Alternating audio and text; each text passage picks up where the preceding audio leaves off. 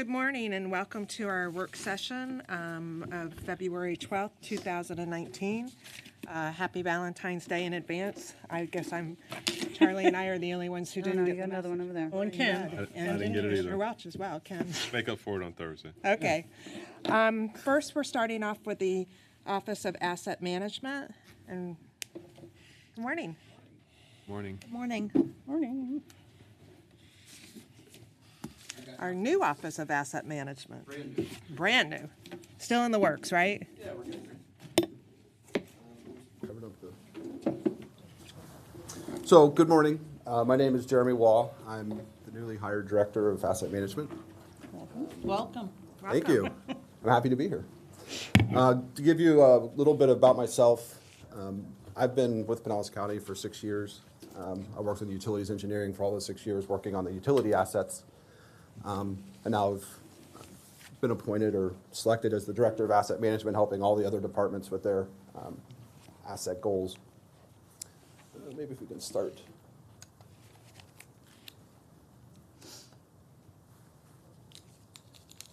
There we go. So who we are, the office was formed last year, approved for fiscal year 19. We have 9 FTEs approved. We've currently filled 3 of those slots. We're working to fill the rest of those slots.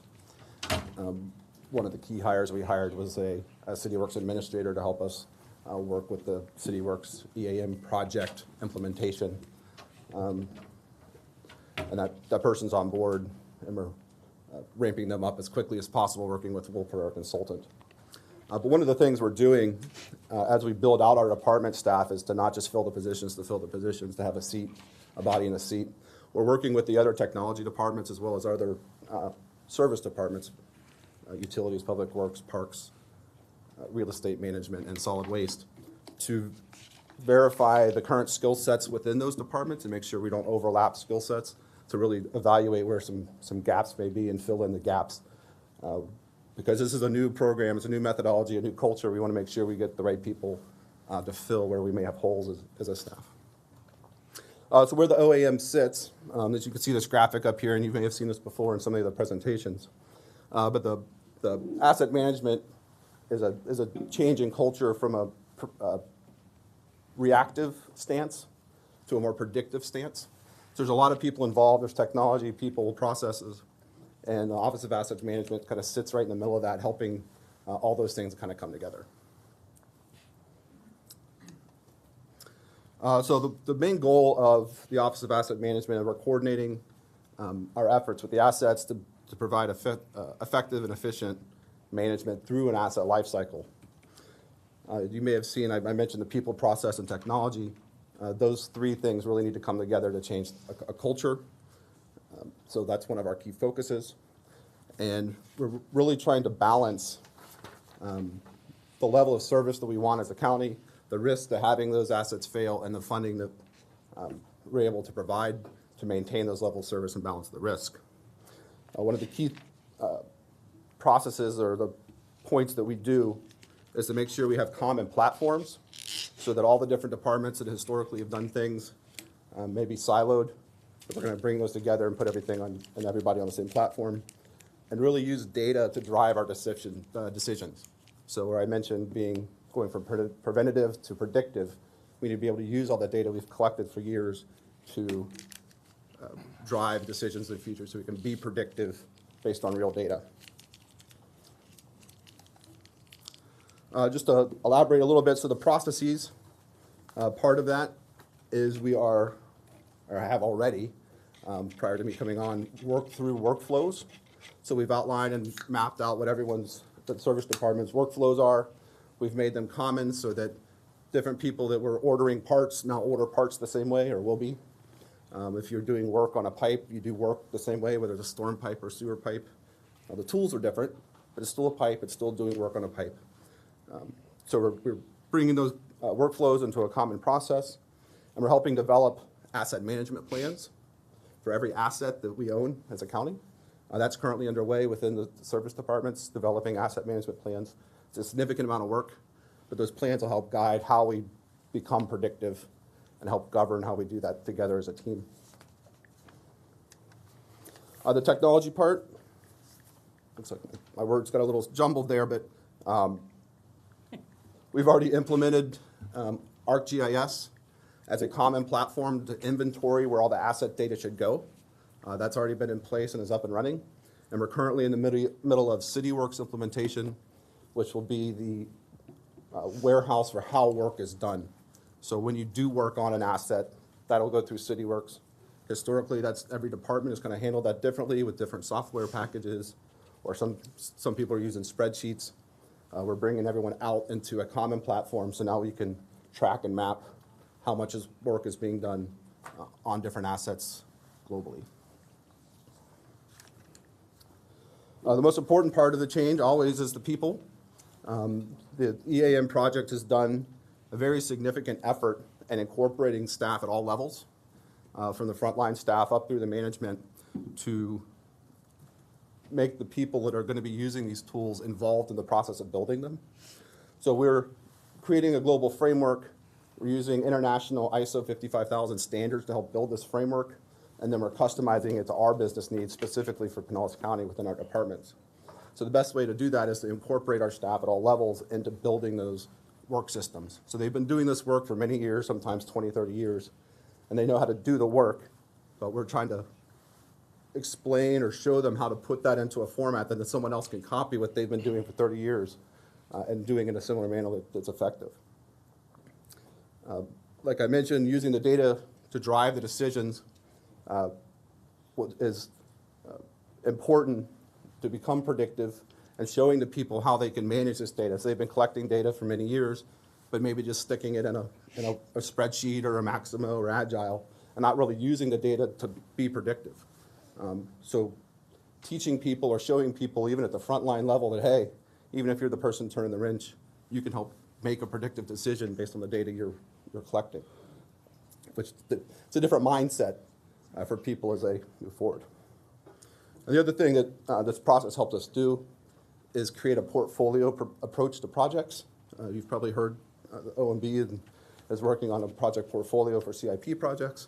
This will be a big component of that, because you'll be able to map out all the assets together, historical work, whether it's a storm pipe, a water pipe, a street sign, a park bench, a building, an AC unit, et cetera. We can kind of see all that work collectively using these systems.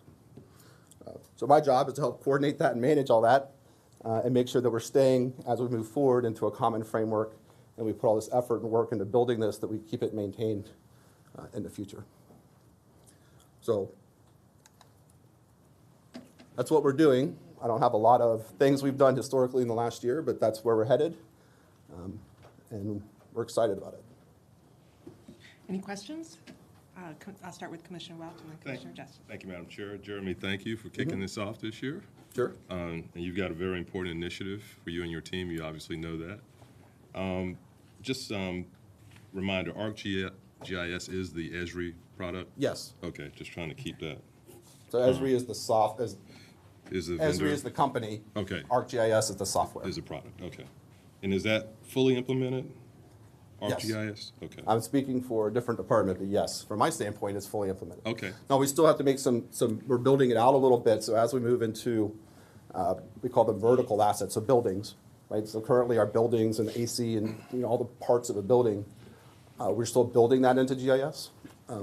That was part of the package that was approved last week with the Wolpert contract extension. They're gonna help us build that framework. Okay. I was a little surprised looking at your budget, your 100% general fund. Are you charged back to any of the departments, like the enterprise Yes. department? So you are charged back? Yeah, it's Okay. split. I don't know the split, but there is a split back. Okay, And but some of them are enterprise, and some of them are still okay. general fund. And the last question, and it's kind of a global question, I just want your opinion on it. You mentioned about database decision-making and what we're doing with all this data we've accumulated. Do you see us moving towards a global business intelligence platform for the county, or will it be segmented, where enterprise asset management is one, and then there are other BI silos? I hate to use that word, but. Well, you might, that's a big topic, business intelligence. There probably will be a a common business intelligence countywide, enterprise-wide, but there may be something specific for developing the CIP projects. And it might just be the countywide enterprise BI, and it might just be a bolt-on, I would call it, that sits on top of what we've already created as a platform. The idea of the Office of Asset Management is to dissolve silos as much as possible, right? Everyone still has a business and they have specific needs, and we need to make sure we accommodate what their custom needs are. But to your point, the idea is to not let this, we have this awesome new tool, don't let it diverge back into everyone's using it differently. And I think business intelligence would come into that, especially in terms of reporting and how that rolls up to what your team would see or what the directors would see. Okay. We need those to roll up. So you have to have some kind of commonality to let it roll up. Okay. Thank you, sir. Appreciate it. Thank you, Madam Chair. Mr. Justice? Thank you, Madam Chair. And correct me if my memory is fuzzy, but when we started a couple years talking about the asset management and we started talking about the portfolio approach, I vaguely remember a chart, a long-term chart that showed the return on investment, basically when this investment would pay for itself by the cost savings over long term. Is my memory correct? Yes. And do we have, maybe for, at some point, not obviously not today, but in the future, we could get an updated, after we made the changes last week, we could get an updated chart Yeah, for what that it's a good idea. timeline is? Thank you. Good memory. Every once in a while. Well, thank you, Jeremy, and we're certainly pleased with everything that you're doing, and keep on doing things. Thank you. If I could address Paul? Commissioner Justice Paul Sacco, Assistant County Administrator.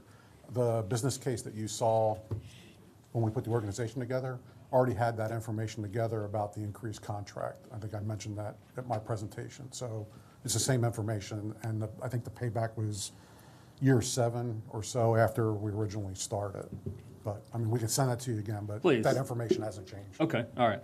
Good to know. Thank you. That'd be great. Thank you. Okay, thank you. Next is Public Works.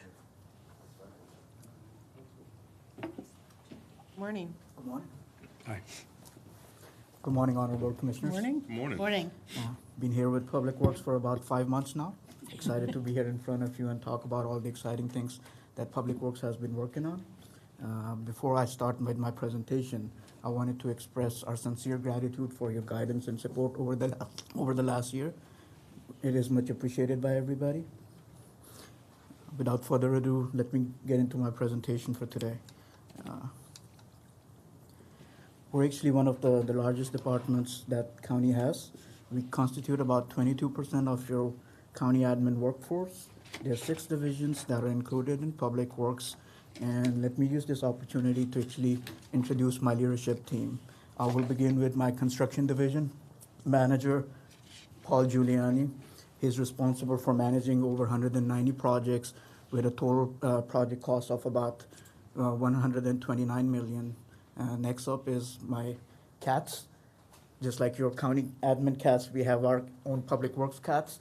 Paul Dean, he came to us from Pasco County, and he's responsible for managing over 600 contract documents annually, and his team was responsible for basically helping us with APWA accreditation last year. That was a big deal for us.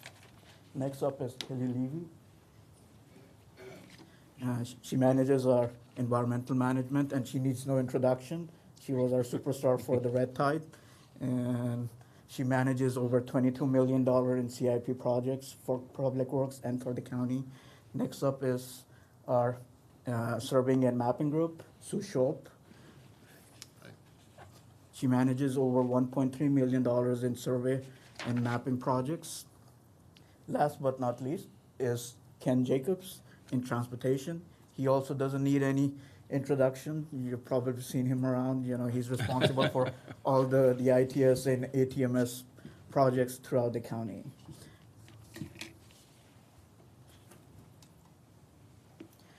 What we do, we're responsible for multiple different things. We manage our floodplain throughout the county. We are also responsible for the mosquito treatment and prevention. One of our intents as part of our program is to make sure that we're basically focusing on the source reduction, and we use different programs and different treatment methods for that. Our surveying and mapping group is responsible for providing services to all the departments throughout the county, And last but not least, just like I mentioned, traffic management is a big deal for us. I know you've heard over and over again from our residents that traffic flow needs a lot of attention, and we are well aware of that, and we're working constantly trying to address that.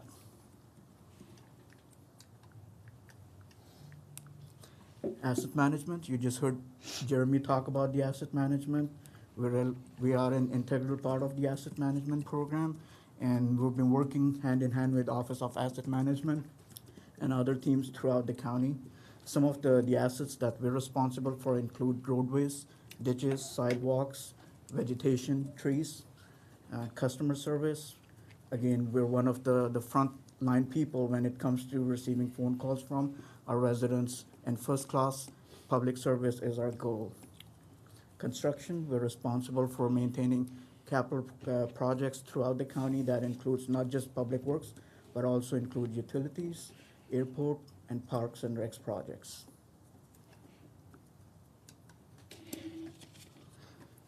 Our environmental team is responsible for watershed protection and permit compliance. Through delegation from the state, we are responsible for issuing permits for docks, our dredge and fill permits. We're also responsible for maintaining and monitoring our surface water quality throughout the county. And we also work hand in hand with emergency management, and we are responsible for the countywide debris management plan as well. Red Tide operations, this was the first Red Tide emergency event for the county, and we had our staff working 24/7 for almost 3 to 4 months. It was a big effort, but we couldn't have done it without partnerships internally with different departments and also working with other jurisdictions throughout the county. I do want to mention that we got about $7.5 million in-state funding, and a lot of credit goes to our environmental management team for working with DEP to make sure we were able to secure those funds from DEP. One of the key things I also want to highlight as part of our Red Tide operations was that we worked hand in hand with our marketing and communication people, and we saw an increased number of people visiting our Facebook pages and social media pages because it was just a big deal for everybody, and we wanted to make sure we were effectively communicating with our residents and our partners throughout the county and throughout the region. Hurricane Michael, this was another big thing for us. We got a request from our utilities folks to go up north to Panhandle to work with them. And we sent about 12 people from our public works team who helped with the debris clearing to make sure we have the city residents and the resources have access to key infrastructure and key resources. We're responsible for nourishing about 7.4 miles of beaches throughout the county. Last year, we issued more than 1,300 dock, dredge, and fill permits throughout the county. We are also responsible for inspecting about 2,000 miles of drainage structures and also 800 miles of open ditches. This helps us with effectively managing our flooding issues throughout the county. And one thing I'm excited to share with the BCC is that we were able to finish our inventory for sidewalks last year. And right now we're working on trying to come up with the priority list for the sidewalk projects throughout the county. Paving, last year we paved almost 77 lane miles throughout the county using our non-MSTU program. We are also responsible for paving the MSTU streets, which includes the dirt streets throughout the county. We are also responsible for rehabilitation of our stormwater pipes and restoration of our stormwater channels, and we use different programs to basically make those things accomplished last year. We're also responsible for making sure that we're taking care of the invasive aquatic management vegetation throughout our water bodies to make sure that we're addressing any water quality issues that we have. Coaching, training, and mentoring for our workforce is a key issue for us, and we take it seriously. And we've implemented a certified public manager program in collaboration with FSU, And we basically encourage our leaders to go through this program. Over the course of last year or so, we have more than a dozen people go through this program, and we have more registered for this year to attend the program. We also want to highlight some of our accomplishments in the floodplain management area. And one of the key things that we've been working effectively with is the real estate team in the county. One of our key programs that we have worked with the real estate community is our real estate disclosure program. What we try to do is try to educate our homeowners about the flood risks. And another thing this year is that we got the recognition for the 2018 Tree City USA. This is the second time we have received this award in the last 3 years. I mentioned earlier APWA accreditation. That was a big deal for us last year. This doesn't just memorialize all our practices and procedures, but it also helps us demonstrate to our teams that we are the role model for a lot of different practices throughout the region, not just for the county. The slide in front of you shows 6 different model practices that were recognized by APWA, which stands for American Public Works Association. 2 of the model practices that I would like to highlight is our mosquito control disease surveillance program. That has been a great success, and the other one is the traffic operations, where what we did is we used the inverters to take care of all the traffic signals throughout the county, and this was effectively implemented during the Hurricane Irma situation. Just like I mentioned earlier, sidewalks seems to be a big priority for us. We want to make sure that we offer safe mobility to our pedestrians. And if you look at the graph in front of you, you will see that within last year, we've been able to double the effort that we're putting in repairing and constructing our sidewalks. Customer service, just like I said before, is another key area for us to focus on. And last year, we were trying to reduce the call wait time. And I'm proud to say that we were able to reduce the call wait time from 12 to 9 seconds overall. We take pride in being responsive to our citizens and to our partners. Question. Yes, Commissioner. On that response, do you also process the C-Click Fix requests through that location, or does that come in and handled differently? It's handled differently, but we do work with C-Click Fix. We're still kind of migrating towards C-Click Fix. Right now, it's primarily more focused on the telephone phone calls coming in.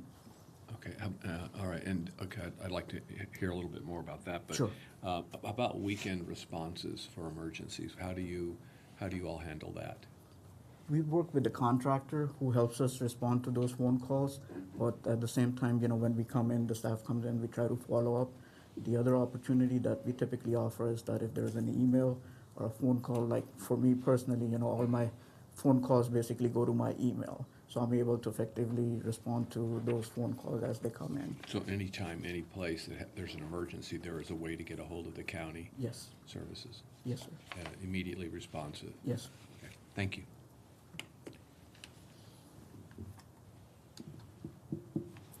Work request backlog, as part of our internal effort, we've been trying to reduce the backlog, and last year we were able to reduce our workload about 17%. The internal goal that we had set up for Public Works was 15%. So again, another accomplishment for us. Obviously, this has been a long-term effort for the county, and we're making headways. This graph shows the Can I ask a prop- question? Yes, I'm sorry. Yes. On that. Could you go back to that, please? Could you talk a little bit about what type of work requests we're talking about? I mean, I see the great movement, but it still seems very high. What kind of work requests are we talking? Is this internal? These are basically external work requests that we get from our residents. Okay, so. And I mean, there has been a lot of backlog in the past, obviously because of deferred maintenance and other lack of funding issues. So with this thing, what we're trying to do is, if there's open work logs out there or work requests, we're trying to go back. In some cases, because staff has left, and there was a gap. So what we're trying to do is we're trying to close the loop on those longstanding work requests and trying to close them. If there is a follow-up needed, go ahead. Type of work, could you give some examples? Potholes, Okay, potholes, sidewalk repairs, ditches, tree trimming, all those requests. Sometimes the work has been done, but it hasn't been closed in the system. Obviously, because we've gone through multiple different programs, so anytime you go through a migration, you tend to lose some of that data. So through this program, or through this effort, we're trying to clean that up. And if there's a backlog that has been completed, but it wasn't being reflected in our system, now we're trying to update that information as we migrate towards CityWorks. Okay, so we're just saying it's a reporting backlog as opposed to a action? It's a combination of the two. Okay. Rahim Harji, Assistant County Administrator. Just to add a little more on the backlog, the department prioritizes work requests when they come in. So you have things that are emergencies, highs, mediums, and lows, depending on the work that's being requested. Our response time for emergencies are within 24 to 48 hours.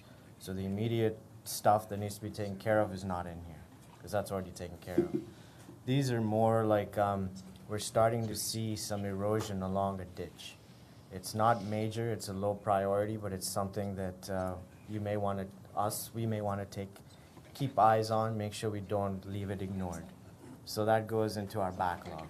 We have people going out there to look at it. It gets programmed in through our regular work cycle.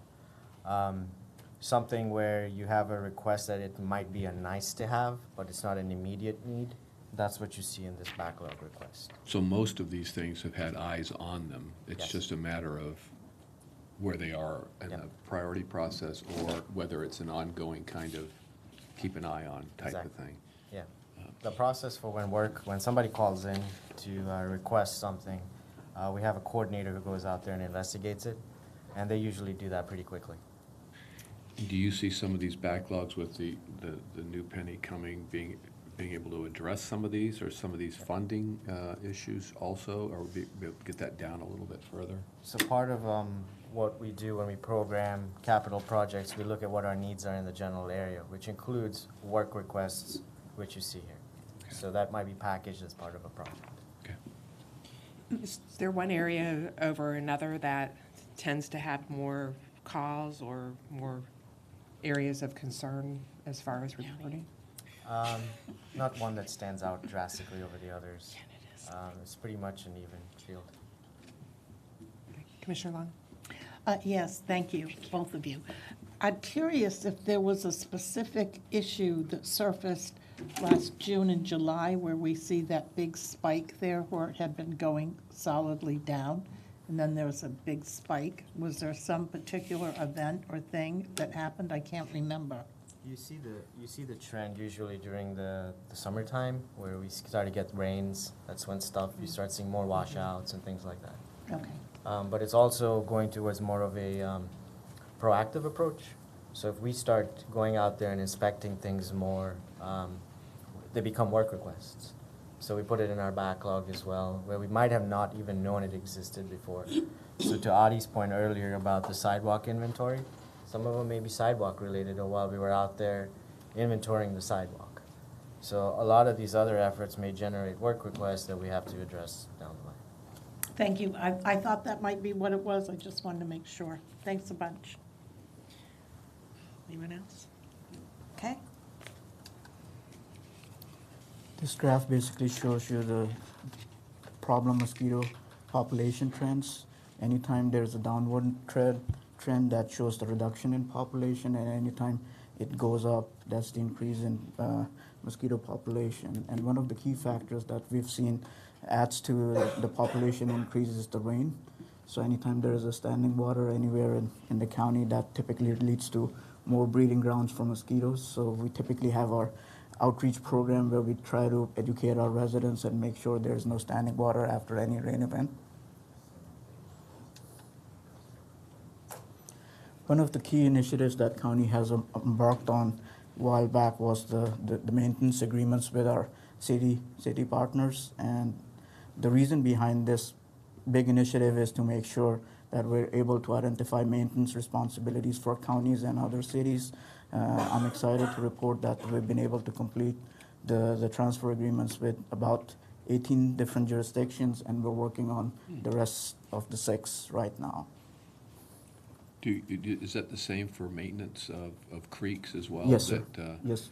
It's interesting, I've been through a few cities that, where I'll see on one side of the road, it's strange that it's this way, but the county maintained. And then I'll go and see on the other side of the road, it's city maintained. And ours just don't seem to be the same standard. Is it just a funding issue? Is it a number of things that we're dealing with, or just in general? It's a combination of all those things because city standards are sometimes different than the county standards. We try to build our practices in a way so any other city or jurisdictions in the area can model our practices, but sometimes obviously different cities and jurisdictions have their own will. Okay, well, in some instances, it would be nice to be a little bit more in line with the community that Sure. we're working with, because sometimes it's dramatically different. And that's the intent behind some of this coordination. I can tell you staff has met with different cities in the course of last year or so, and that's been one of our consistent messages to them is that if there is a way to improve level of service throughout the county and not just within the unincorporated county areas. Thank you. Another key area for us is the outreach and the education program. What we try to do is we try to partner with our institutes and different universities throughout the area, like St. Pete College, P-Tech College, and UF and USF campuses here in the county. And we typically try to promote awareness about what Public Works does. Last issue I want to touch on is the sea level rise. Not a surprise to some of you.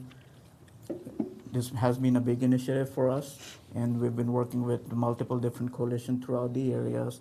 We're also right now working on a 2019 sea level rise regional trend study, and we hope to share that information in the next few months with everybody. Madam Chair, Yes. on that issue, just for your information, we had a presentation just yesterday at the Regional Planning Council from C.J. Reynolds, who comes to us from the University of South Florida. And she's going to be reaching out to all the different government entities to try to consolidate all the information that everybody is working on, because you probably know St. Pete has a sustainability officer. We are soon to have one. And it's important that all that information from the different areas get put together so we all know what's going on in our county. Yes, ma'am. Yeah. Kelly Levy has been on top of most of these. I know different she meetings. has. Sure. Thank you, Kelly. CIP project delivery is another area for us where we're trying to add more resources and also working through a new innovative approach called PPM, which is the project portfolio approach. What we're trying to do is we're trying to look at different projects and try to see how we can synergize the energy between different projects and streamline the overall capital program. Question on that. Yes, sir. It seems like, this is definitely a good way to approach it, so that we're not putting a paved road down and then the pipe underneath it has a problem, and then we've wasted money. So it's nice to do it all at the same time. Seems that way. By doing that, we kind of delay the project a little bit. What's the process about communication with a neighborhood, let's just say, that is going through this? In other words, they've been waiting forever to get their roads paved. We now have a portfolio approach, and they're like scratching their head, like, what are you talking about? The road needs to be paved. But there are other things that need to be done. The sidewalks need to be improved, handicap ramp needs to be added. There's some pipe issues, because you could tell that the roads were a little inundated or a little swale in it, so maybe there's a problem under there. How do we communicate with residents that we're doing it a little bit differently now? I'm not saying we've never done that, but it seems that this portfolio approach kind of brings all that together. So, communication issue. We're actually right now working on our strategic communication plan for our CIP projects, but in the meanwhile, we work with our marketing and communication team trying to get the word out there using our social media pages. We also try to host different public workshops, so we try to educate different people and residents and partners about the upcoming project schedule. And in addition to that, anytime there is there's a project extension or delay or things may have changed because of the permitting or land acquisition issues, we try to reach out to different homeowner association, let them know what's going on. So we're trying to use multiple different avenues to get the word out there. Obviously, it's never enough. Yeah. Well, I think you all did it was kind of reactive a little bit, but there's a project up across from Innisbrook on the east side of 19. Yes. That you all, I think, did a really great job with communications and getting the community together to let them voice frustrations or ask questions or whatever. I thought we dealt with it very well up front before the project started. I haven't heard a lot from the residents there, so I'm assuming that things are as well, as good as could be expected. It's going along fine.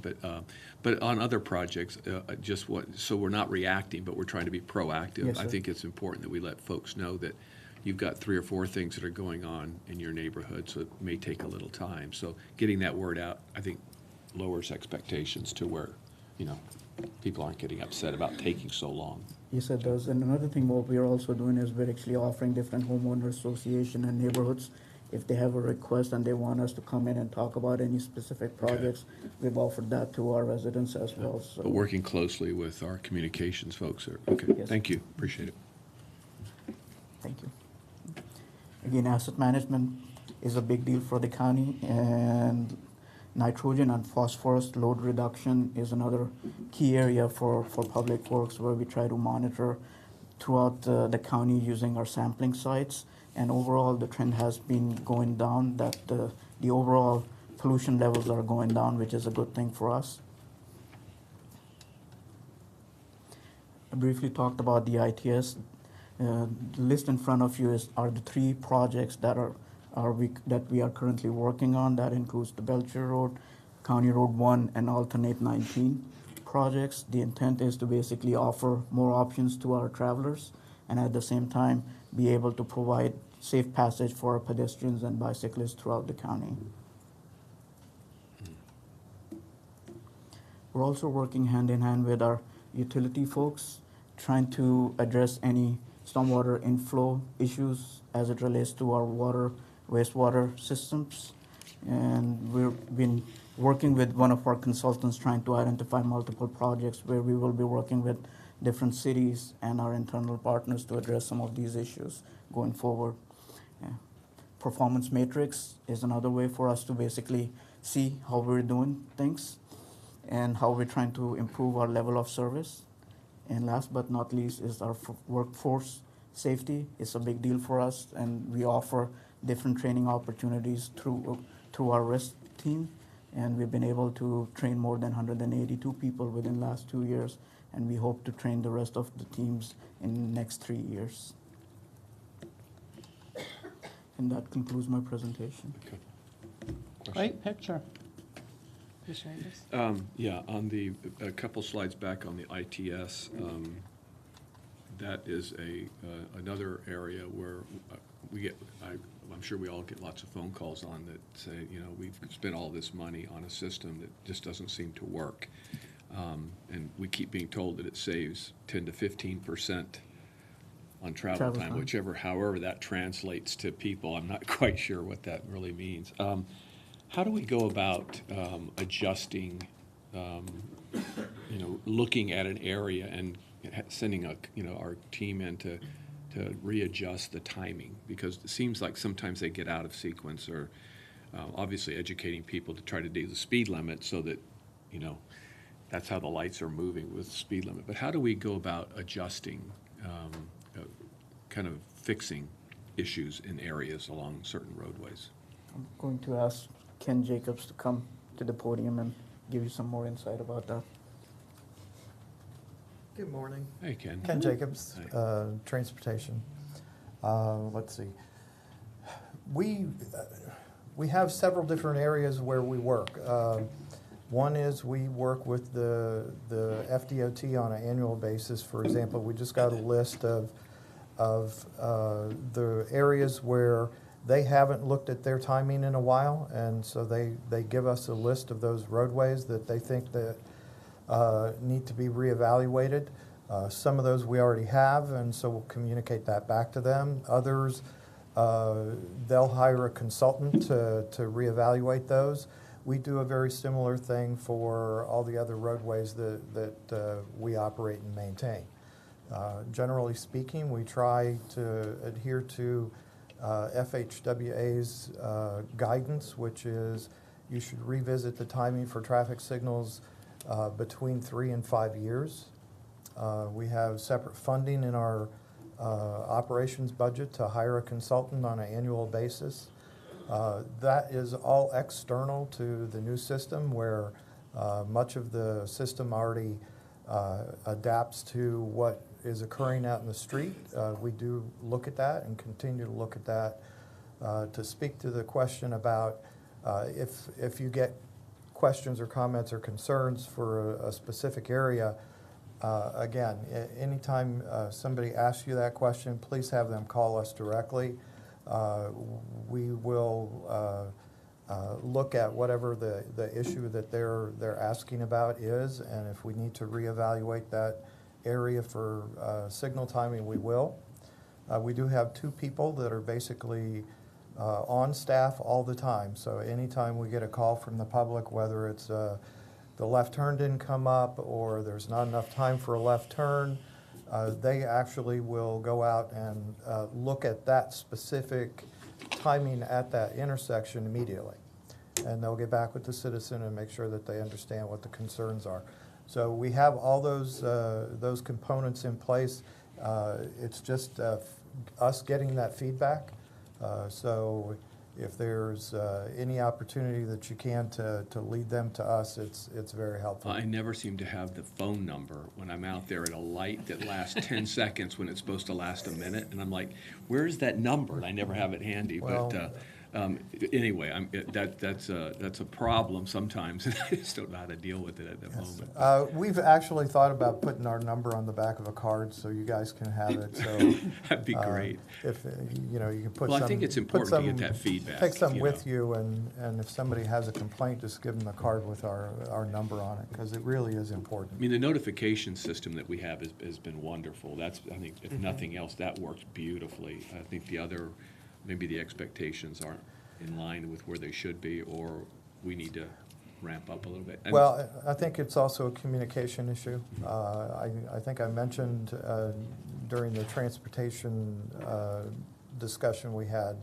a few weeks ago that we probably need to do a better job of communicating, have available to the citizens where the system is, where it's installed, where it's operating, but more importantly, where it's not operating yet.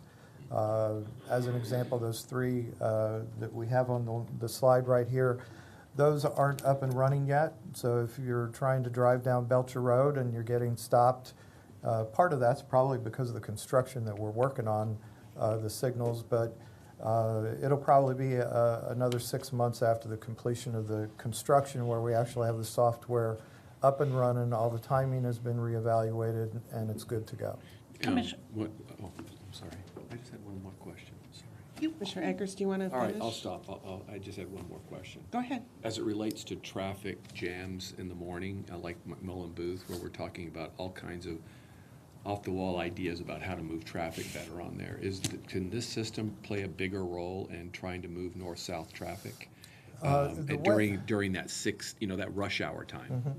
The system is meant to optimize the existing capacity you have in your roadway system.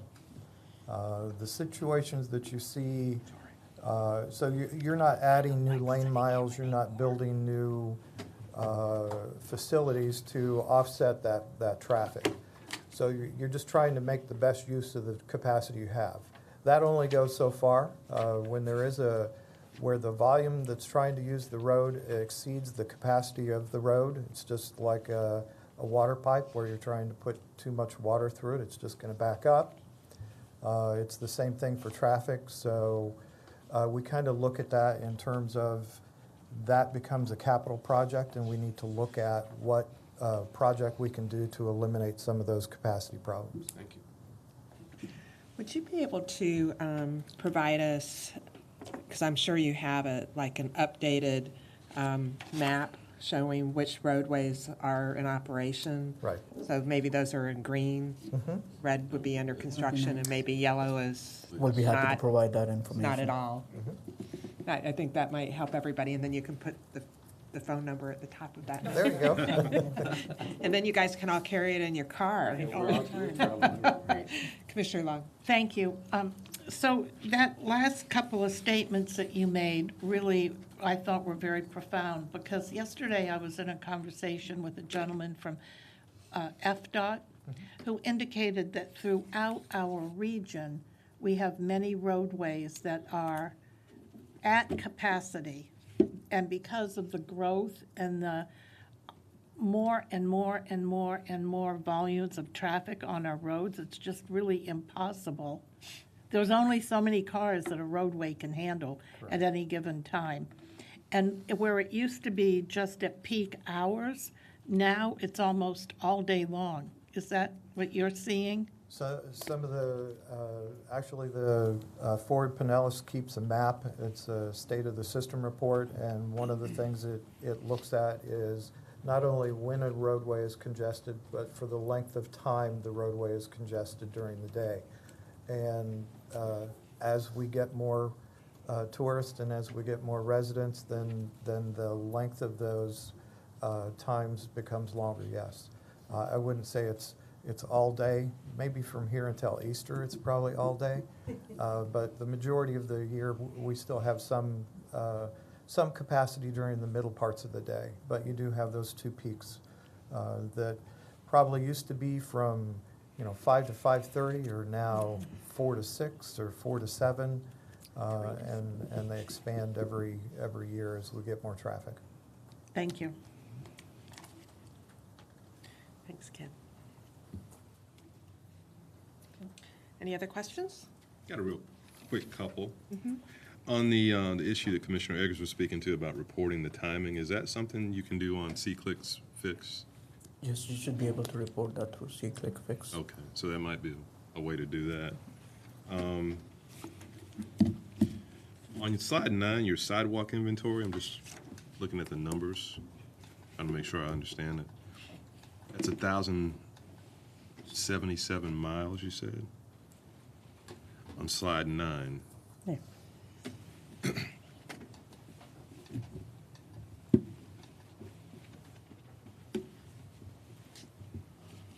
Yes. Now, what time span does that encompass?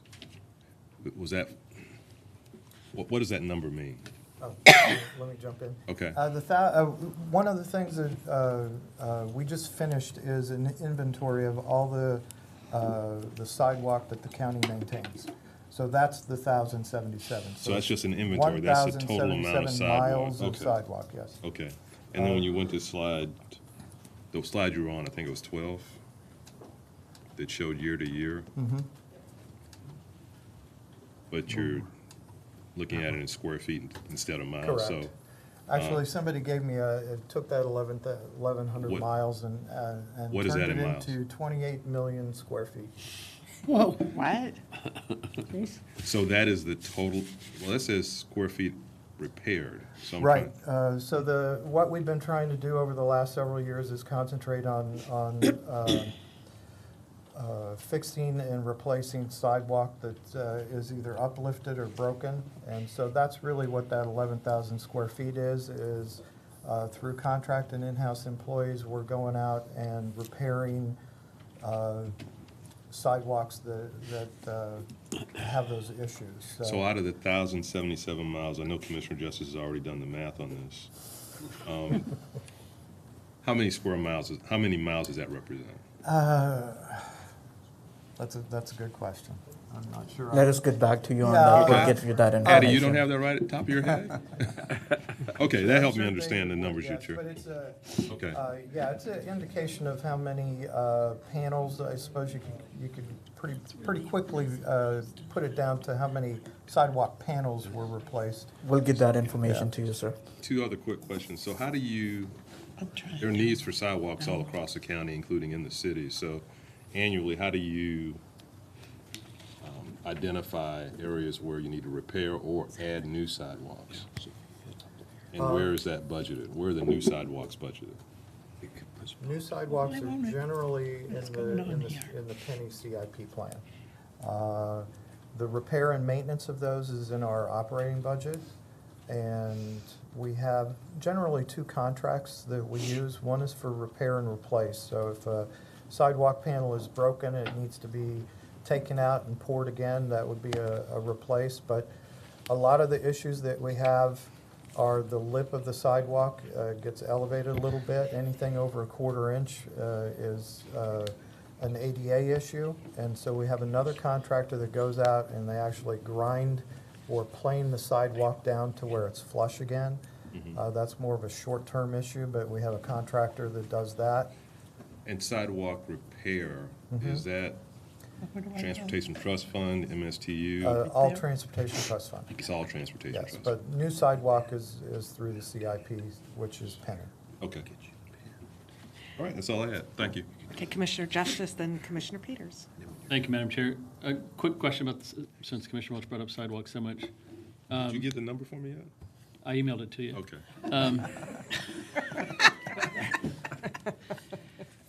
So we have areas, and I'm thinking of a particular house in, not far from the Exchange in Lelman, where it was a new construction, and there's required sidewalk in front of the house, but there's no other sidewalk on that street.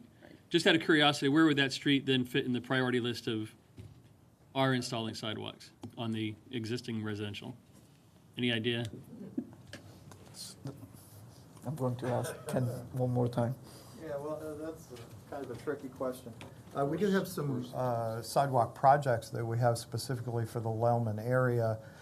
If your question is somebody's, I'm not. Brand new construction house. Okay. The county required Yes. a sidewalk in front of the house, but there's no sidewalks on either side of their Right. property. And that would probably be an upcoming sidewalk project that we have.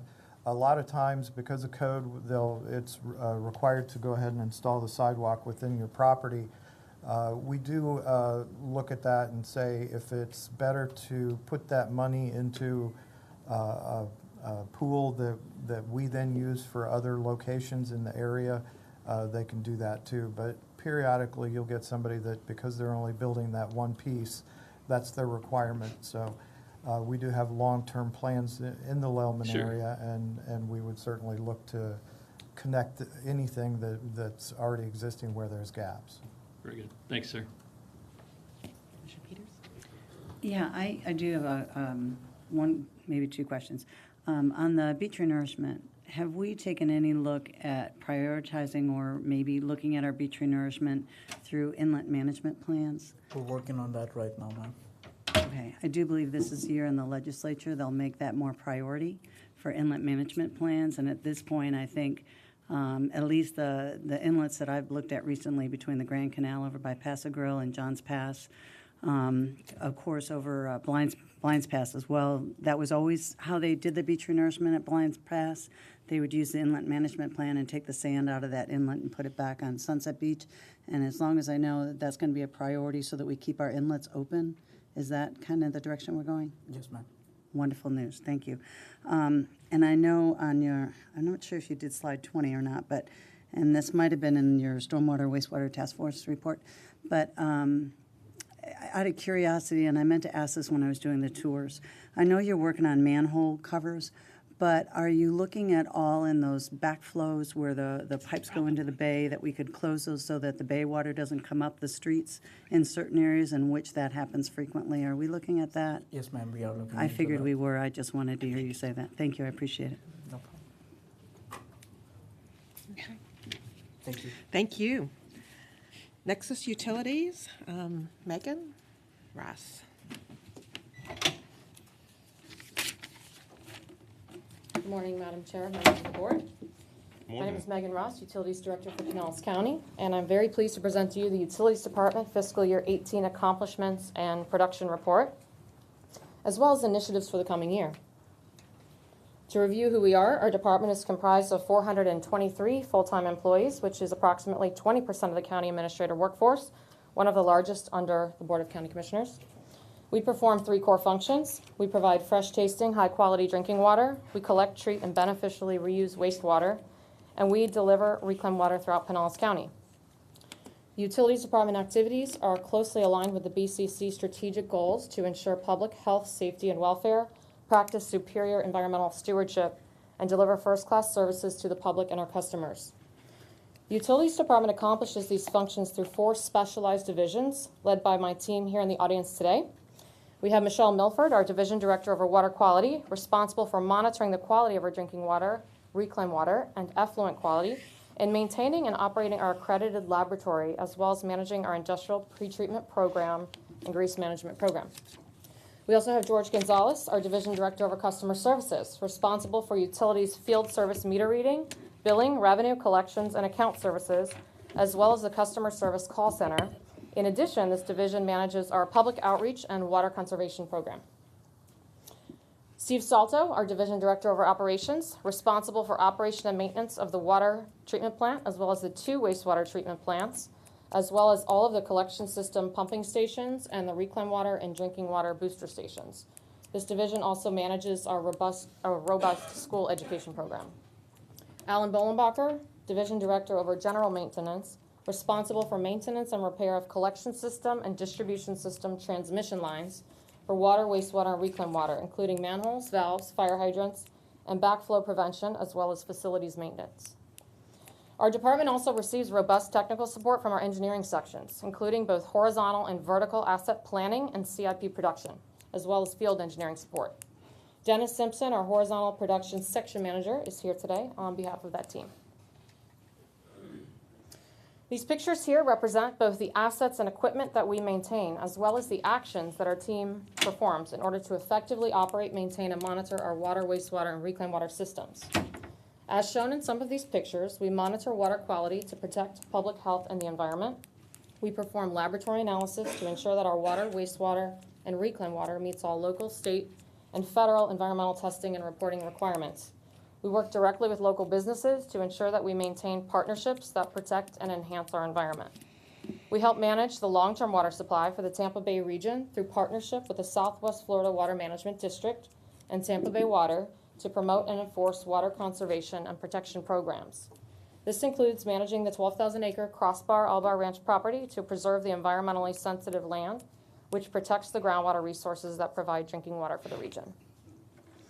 In order to carry out these functions, the Utilities Department maintains complex physical infrastructure that includes 2 water reclamation facilities, 1 water facility, thousands of hydrants, valves, manholes, and meters, and several thousand miles of pipe. Our production totals for fiscal year 2018 are as follows. We delivered 18 billion gallons of drinking water last year to 700,000 customers. We collected and treated a total of 11 billion gallons of wastewater from 280,000 customers, and we produced and distributed 7.2 billion gallons of reclaimed water to 21,850 reclaimed water accounts. I'd like to begin our Doing Things report with one of the most important interactions we have with our customers, which is our call center. This graph depicts the average wait time our customers experience when calling into Utilities Customer Service Center, which can be reached by dialing 727-464-4000, and that's 24 hours a day, 7 days a week. Represented here are the past 3 fiscal years and the average wait times for each. For fiscal year 18, we received over 162,000 calls with our average wait time just under 1 minute at around 52 seconds. And we're constantly striving to reduce that wait time while remaining at or above our 99.9% call accuracy rating. Utilities has multiple alternative venues for contacting our support team outside of phone calls, including email, our award-winning online live chat program, and our Pinellas County SeeClick Fix app. With the SeeClick Fix app, we're able to route your issues to the appropriate department. In fiscal year 18, utilities received a total of 216 items through SeeClick Fix through the mobile app and responded to 94% of those in less than 24 hours. As for billing, we have recently added a new platform for paying your utility bill. It's called Bill to Pay, shown here on the bottom right, and is a convenient way to pay your utility bill using a credit card and a mobile device application.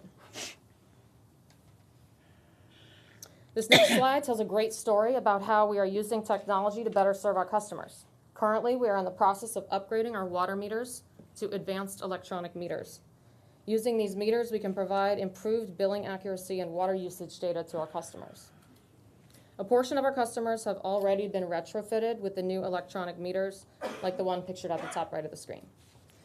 The red bar seen here is an actual record obtained from one of these electronic meters last year and is a detailed account of actual usage from one of our customers during the period of April and May of 2018, who reported a high water bill and a possible leak.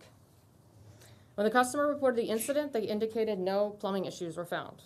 Using the data from this meter and working directly with the customer, we were able to determine that the customer's water softener was the cause of the high water usage.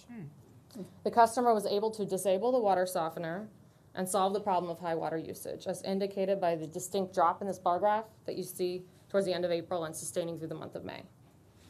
So the technology works as a combination of the new digital water meter and transmitter seen at the top right of the screen. The transmitter can work wirelessly, which allows drive-by meter reading as opposed to individual manual readings, allowing us to increase efficiency of our staff tremendously. In fiscal year 18, we completed the meter upgrades in Tierra Verde as a pilot program, and will now be implementing system-wide meter upgrades to all water customers over the next 6 to 8 years.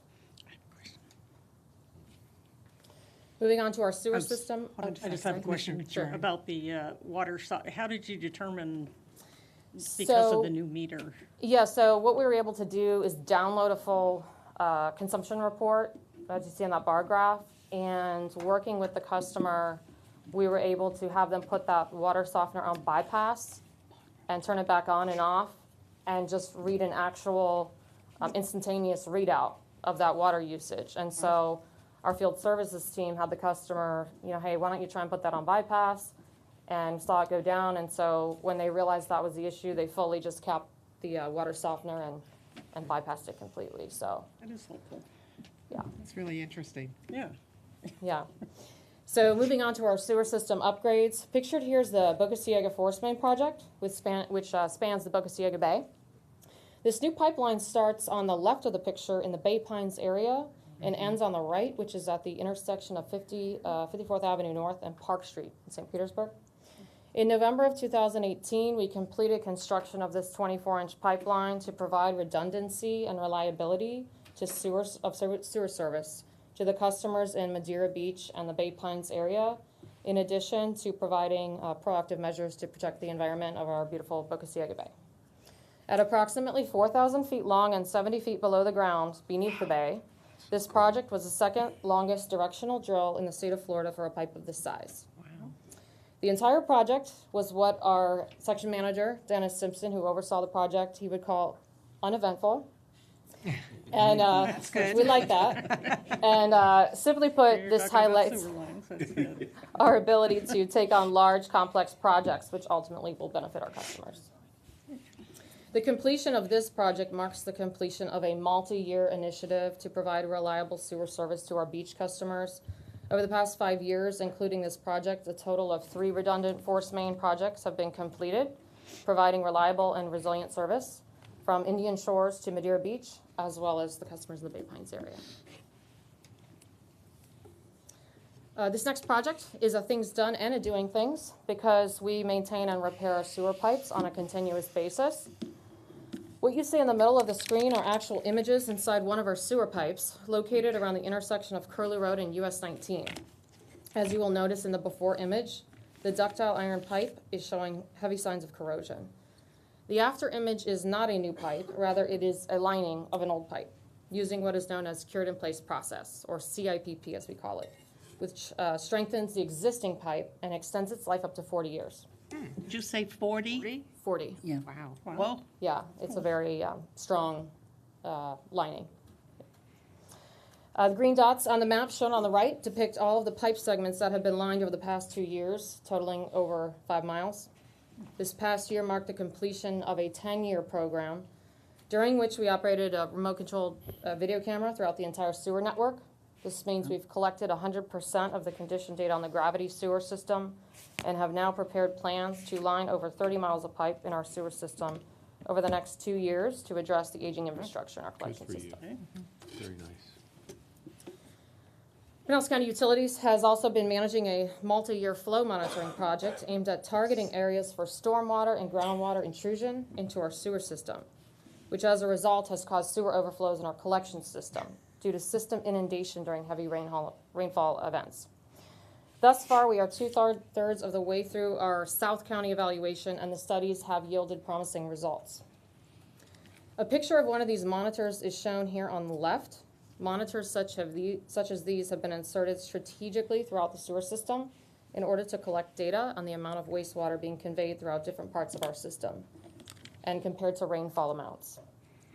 All of the data collected thus far was compiled to produce this heat map shown on your right. The green areas on this map represent groundwater infiltration. These are areas where groundwater is entering our system underground during non-rainy days. The blue areas represent stormwater inflow. These are areas where stormwater is directly entering the system when it rains. The red areas represent infiltration that is rain-derived, meaning the amount of groundwater entering the system when it does rain. And the purple areas are where red and blue overlap. These areas are a combination of both stormwater inflow and groundwater infiltration. These areas are likely the largest and most significant contributors to the overall problem. Thanks. For an example, the enlarged photo on the screen depicts an area off of Seminole Boulevard. As you can see, this area is red with a purple center. This area alone represents nearly 1.5 million gallons per day of rain-derived inflow and infiltration. To put this in perspective, that is 6% of our normal daily flow average for the entire South County sewer system. That's amazing. With this targeted information, we are able to identify areas of the system that are most vulnerable to external sources of water entering the system. Our maintenance teams have used this data to reroute their investigations to these areas in an effort to find and eliminate the sources of rainwater and groundwater entering the system. Again, all of this is being done in an effort to reduce or eliminate sanitary sewer overflows that can cause public health and environmental impact to our community. And with regards to our countywide efforts, the Wastewater Stormwater Partnership has been doing many things this past year. To review, this partnership was formed in 2016 and is comprised of 17 municipalities who own or operate wastewater or stormwater facilities, and is aimed at implementing countywide strategic actions to reduce and mitigate sanitary sewer overflows.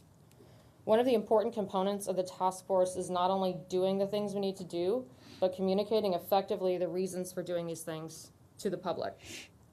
The graphic seen on the right was developed in order to support the communication piece of what we were doing and was presented during our 2018 annual update to the steering committee, with the intent of providing a means to visually depict the components of the task force action plan.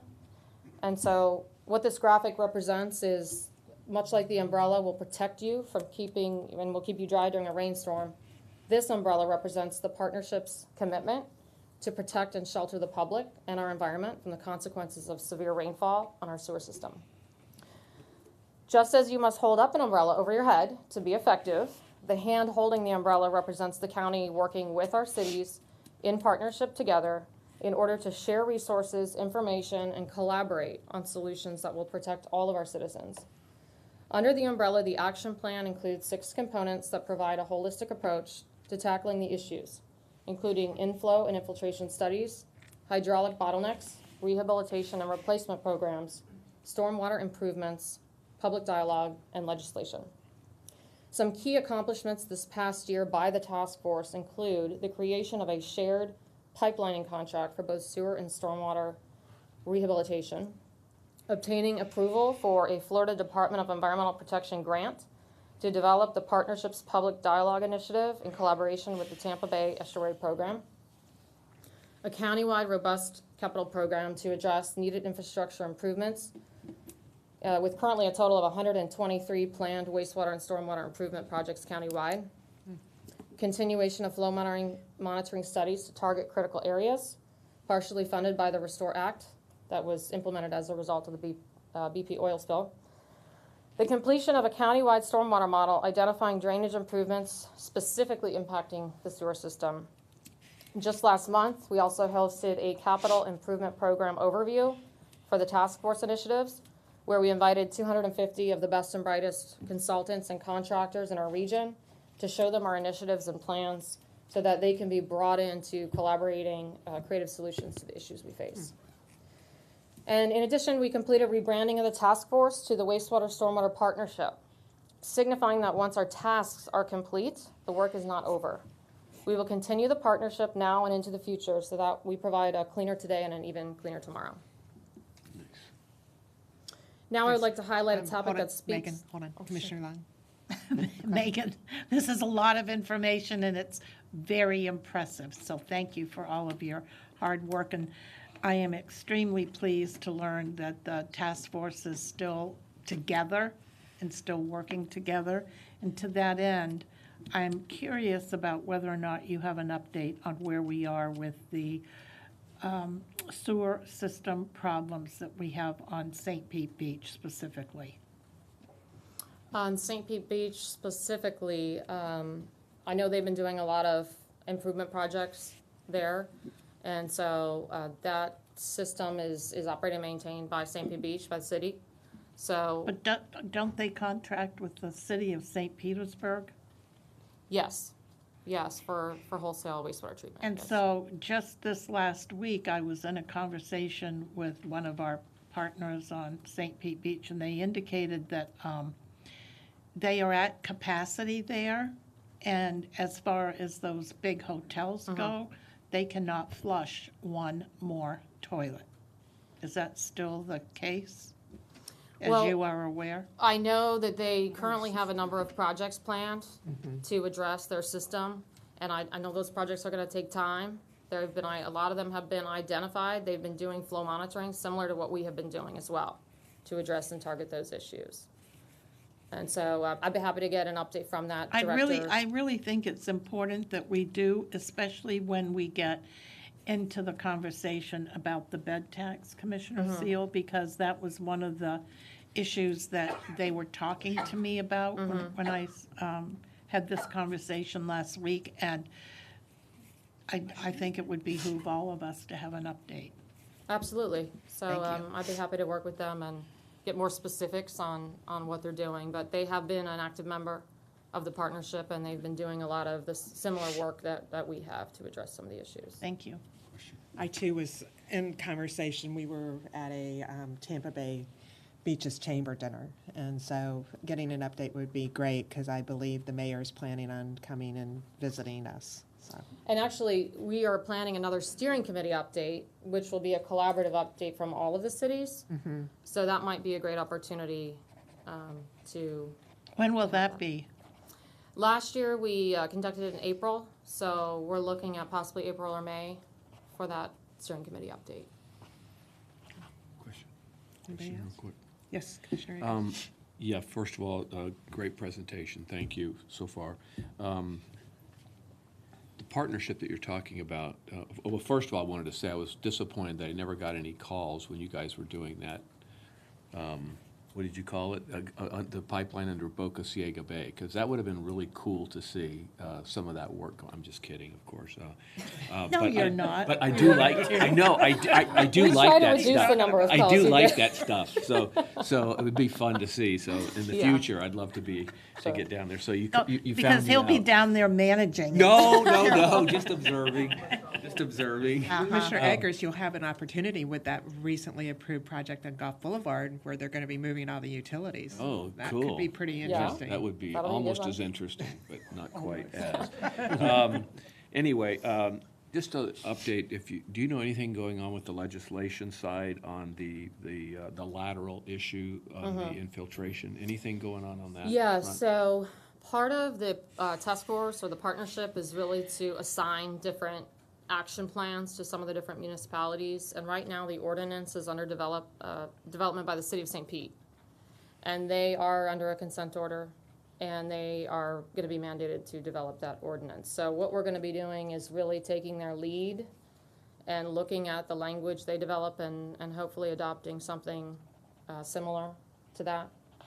So it should be within the next, should be sometime this year, I would expect, based on some of the conversations I've had. So is it going to be funding availability? Is it going to be partnering with our residents to test, or is that? Yeah, how's that so gonna- this is All of the the above. complex part. The ordinance itself is fairly simple to put forth. A lot of cities have done a similar ordinance. Not a lot, but a handful. The tricky part is enforcement of that ordinance. And so how do we inspect those laterals? How do we get the right to inspect those laterals? How do we mandate homeowners to improve those laterals to the tune of sometimes several $1,000s when some homeowners can't afford that? So we are looking at funding strategies and how we would go about with the enforcement piece and the education side. So we would hate to adopt an ordinance and not have a means to educate and enforce on the front end with that. So that's taking a little bit longer, that piece of it. But we are looking at ways to do that. Okay, thank you. Commissioner Gerard. So will the new metering system help homeowners identify if they have an issue with their lateral? Unfortunately not. The metering system meters the drinking water. And so the sewer, the sewer pipes that come out of the house are not metered. Right. We don't meter sewer until it gets to a lift station, and that's thousands and thousands of homeowners feeding into that station. So it's a little bit tricky. Part of it, we could inspect with our TV video remote cameras to see if laterals are cracked. That's one way to see if a lateral needs to be repaired. There's other methods, and then at that point, we have to look at what options are we providing. I know we are working with a lot of the cities to do a private lateral warranty program and to offer that through a third party where homeowners can purchase a warranty program on their private drinking water and sewer lines that are on their property. And that when anytime, and it does not pass any kind of local ordinance or something leaks, something breaks on their side, they can have the option to have that warranty program available to get that covered. So we'll have more of that. We're still working through some of the negotiations of that contract, So how that would work. basically, the ordinances will be talking about if there's a problem identified, then the homeowner needs to do something about it, Right. basically. For Yeah. both sewer and water? For the ordinance will just cover sewer. Okay. Yes. Typically, if there's a water leak on the customer side, it's pressurized, they're gonna see it, and they're gonna want it fixed, because they're paying for it. So, on the sewer side, it's leaking into the pipe, rather than leaking out of the pipe on the water side, it's going into the pipe. So a lot of times homeowners don't even realize, Right. as long as their toilet's flushing, unless they have a backup, which doesn't really happen unless there's a total collapse of the pipe. A lot of the pipes are just cracked, and they're leaking water into the system, but you're still able to flush and you're still able to do all those things. So a lot of people aren't even aware. So this also kind of ties into the public dialogue program we're developing, is how do we make people more aware of the situation and have more of an action-oriented behavior change? What are we asking people to do? Who do they call? What do they do? How does it get paid for? So that whole piece is actually a lot harder than the ordinance itself. The ordinance itself is pretty straightforward, but it's the action and the implementation of that we're looking at. Somehow making people understand how important it is for their Right. house and its value probably gets them to think about maybe checking it. I don't know how else you really motivate them unless you give them some kind of incentive. credit. Yeah. Some kind of incentive credit. If you do this, then we can at least start to find problems, and there can be some help. Yeah, and some of the cities, I know Gulfport had offered last year a matching program. They had certain funds available, and they offered a 50% match. How'd that go, do you? I think it went well, but it was limited funding. Yeah. So as soon as the funds were out, they really didn't Right. have any more funds. But so. they did run out of funds, so it was being Yeah, capped. it was being used, Okay. my understanding, so. Thank you. Commissioner Justice. Thank you, Madam Chair. Before we moved on from that page, I just want to thank Ms. Ross for all the good work this committee, this task force has done what it was supposed to do as far as bringing all the different providers together. And Mr. Woodard initiated a lot of this, and Ms. Kim before she departed us. And so I just want to say thank you for your good work. Well, thank you for supporting it. I think it was much needed, and it's a really great effort, so we look forward to continuing the partnership. So, And also, we need to thank Commissioner Justice for his leadership, too. Thank you. I was just going to say, you started it. Thank you. You're welcome. so now I would like to highlight a topic that speaks to the tremendous leadership of our teams. Hurricane Michael made landfall in Florida's Panhandle on October 10th of 2018 and was the strongest hurricane on record to hit that part of the state. Even before the call for help came in, our crews were preparing to assist, and our ability to assist was expedited by our partnership with an agency called Florida WARN, which stands for the Florida Water Wastewater Agency Response Network. Florida WARN is an intergovernmental mutual aid system established in 2005 to specifically connect utilities and avoid red tape in emergency situations. Pinellas County has been a partner with this agency since its inception, and coincidentally, it was the same mutual aid agreement that provided needed assistance to us from the Panhandle immediately after Hurricane Irma through a crew with generators that was dispatched from Fort Walton Beach. Between this and the quick preparation of our team, Pinellas County Utilities crews were able to be on the ground in Mariana in less than 36 hours after impact. With staff from Public Works and Fleet, our teams arrived and provided much needed technical hands-on support and equipment. We rotated crews out over the 2-week deployment, working 12 to 16-hour shifts and restoring service to critical pump stations, and in addition, restoring power to the jail, City Hall, and the airport. We can use this experience not only to show how we help others, but it is also a valuable experience for our crews to be exposed to this type of situation in the event that we here in Pinellas County were faced with a similar catastrophic emergency. So we're not focusing on disaster response and preparedness. We continue to engage with our community in other matters. Utilities has 2 programs in place to provide community outreach and education. One is aimed at providing outreach to our current customers and residents, and one is aimed at reaching out to the children in our community through our education program. The education program offers more than just curriculum, but the support and encouragement from our team to teach children that STEM, which stands for Science, Technology, Engineering, and Math, is more than what is taught in a book or a classroom, but it translates to real-life, tangible experiences that can result in a cleaner environment, renewable resources, and positive outcomes for the community you live in. And most importantly, that we have jobs in water resources for every level of education, so they can become a member of our team if they stay in school and graduate. Additionally, our customer outreach program engages and encourages citizens to conserve water through the use of Florida-friendly landscaping. We do this by partnering with our Parks and Conservation Resources Department to connect customers with the University of Florida services for landscaping techniques that promote native species while reducing the need for irrigation. 2 key events we attended last year were the Lealman Farm Share event and the Pinellas County Council Health and Safety Fair. In addition, we have been hosting irrigation and landscaping expos for both homeowners and irrigation contractors. And at this time, I'd like to promote our next event, which is being held on Saturday, February 23rd, from 10 a.m. to 12:30 p.m. at the Palm Harbor Center. That's at 1500 16th Street, and our team will be sharing a host of information to help you have a happy and healthy landscape all year round.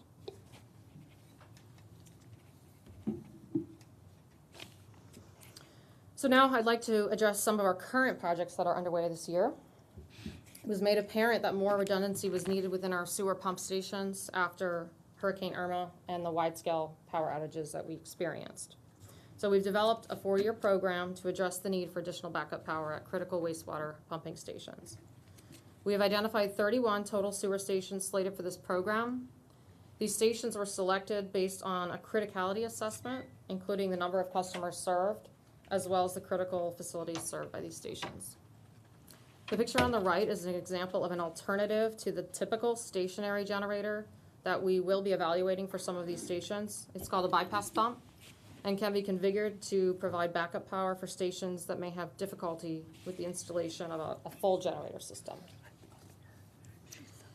In addition to the generators and bypass pumps, this program will fund a complete system-wide standardization for portable generator plugs. This provides assurance that any generator in the utility fleet can be configured to power any lift station in the county inventory.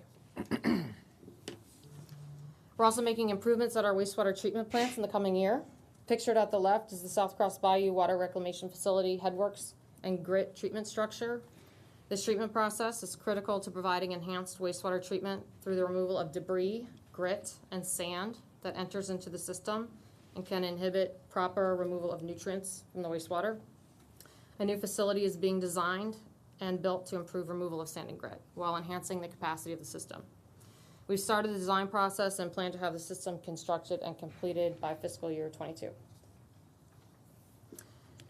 Over on the right, at the W.E. Dunn Water Reclamation Facility, we are planning upgrades to the treatment processes that will enhance wastewater treatment and reclaim water quality. This involves the installation of AquaDiamond's media filters, as seen in the picture here. This will replace our current sand filters that are coming to the end of useful life. And with this project, we'll be starting the design phase in the next couple of months. And this also will help us ensure meeting regulatory compliance parameters for water quality. Pictured here is the Isle of Capri pump station, just north of the Treasure Island Causeway. We are currently in the process of implementing upgrades to this facility, which provides drinking water to customers from Madeira Beach to St. Pete Beach. The proposed upgrades will improve reliability and resiliency while maintaining better control of water pressures. The modifications will improve mechanical equipment, automation, piping and valves, as well as enhanced electrical equipment. Moving on to our workforce development. And as you can see, we have a lot of initiatives and utilities. We have to believe in a knowledgeable, well-trained, and motivated workforce to complete a lot of these initiatives. First off, last year, utilities began an initiative to develop a job-ready vocational workforce program and are currently requesting appropriations from the state for funding that will give people the skills and licenses needed to get them in the jobs that are needed in the water resources field. This not only will support the future workforce for Pinellas County, but also our city partners, our regional partners, and in fact statewide for some of these state licensed jobs. Recognizing the shortage of skilled workers to meet our needs, we have created several internal opportunities to develop our current workforce as well as external recruitment initiatives. I'd like to first touch on the internal career development program within utilities. The pictures on the right side of the screen represent the faces of this program's success. Kelvin Davis is an electrical mechanical technician at our South Crest Bayou facility, and Joey Jardin is a licensed drinking water operator at our Keller Water facility. Both Kelvin and Joey started with Pinellas County in our maintenance division, and after a number of years in their positions, they both sought to expand their knowledge and skills. Through our internal career development program, we were able to place these individuals into trainee positions that allowed them to gain the skills and experiences needed in order to obtain the necessary license and certification to be competitive for future vacancies in other divisions. Sure enough, when the vacant positions presented themselves, Kelvin and Joey were competitively selected for those positions. The picture on the left side is an example of our improved action-oriented recruitment methods developed in coordination with human resources. This recruitment is targeted towards social media venues to better market our jobs by using pictures, not just words, to describe the work that we do. In addition, we have implemented a trainee program for these positions for both internal and external candidates due to the shortage of licensed and experienced individuals. Using this method, we have been able to reduce our vacancies and provide opportunities for individuals to gain the necessary experience needed to be promoted to a licensed distribution operator. Lastly, we continue to build upon internal training programs to enhance the skills of our workforce. Last year, 25 employees on our operations team completed an extensive maintenance reliability training hosted by St. Pete College, which provided fundamentals of driving a maintenance reliability culture, including both preventative and predictive maintenance strategies for leaders, planners, and maintenance professionals in our workforce. In addition, 9 of our electronic technicians completed a programmable logic certification course, also provided by St. Pete College, teaching the fundamentals of automation with an emphasis on process control, which is at the heart of maintaining effective treatment processes. Madam Chair. Yes, Commissioner Vaughn. Megan, I cannot tell you how impressive that is, that you have this training program going on. So many of these types of jobs require a really specific level of technical expertise, right? Yes. How do you, besides the fact that you can reach out to the college, how do you grab a young person, for instance, who might be in high school and not really sure what they want to do with their life? And I mean, who would even think about this, the average person on the street, if they were trying to be employed? And I would imagine that once they get these certifications, that it's pretty well paying, right? Yes, and that's a great question. So currently, we're trying to get the word out through our educational program in middle schools and high schools. And via other venues, I know that P-TECH has a Public Works Academy that we get volunteers from. What we're trying to do with the appropriations requests we have into the state is develop a water resources program that is a job-ready program. So you start the program, and when you get out, you have the license, you have the experience, and you're ready to get a job. You have all the certification requirements. We feel that with an actual program offered by a local school, that now we can have high school kids, we can give them a place to go. Once you get your degree, now you go into this program, you get the license, and you become employable when you get out.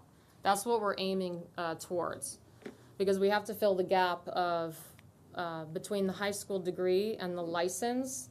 There's a certain amount of experience and things needed, and tests. And how long does and that take? Some only a year.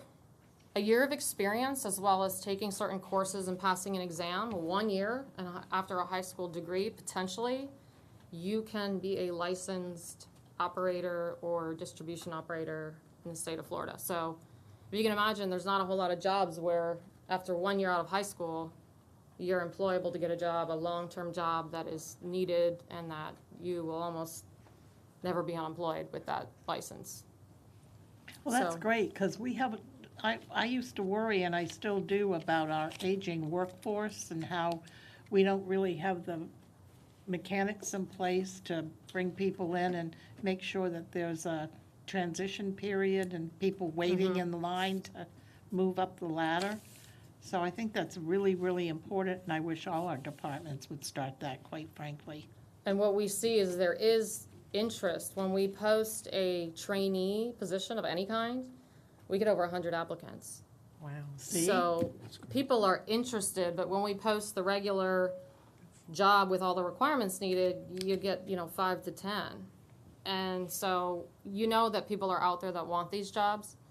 So if we can provide some sort of a program that we can direct people to in the school, in the vocational or, secondary school program, I think it would benefit, not only us, but like I said, these licenses are statewide and also have reciprocity with some other states. So once you get this license, you could even work in other states potentially. So, Madam Chair, maybe we could talk about one time when we're in our workshop mode, we could talk about ways to provide incentives for young people to, think about these types of jobs.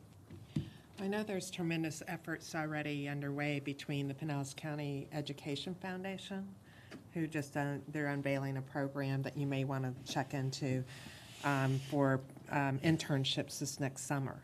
And then the St. Petersburg College is working on a lot of workforce training initiatives through Yes, they Andrea are. Henning and others. So We actually are going to be meeting with them shortly to be discussing some of the needs and good, for the jobs. because they may even they've been a great partner.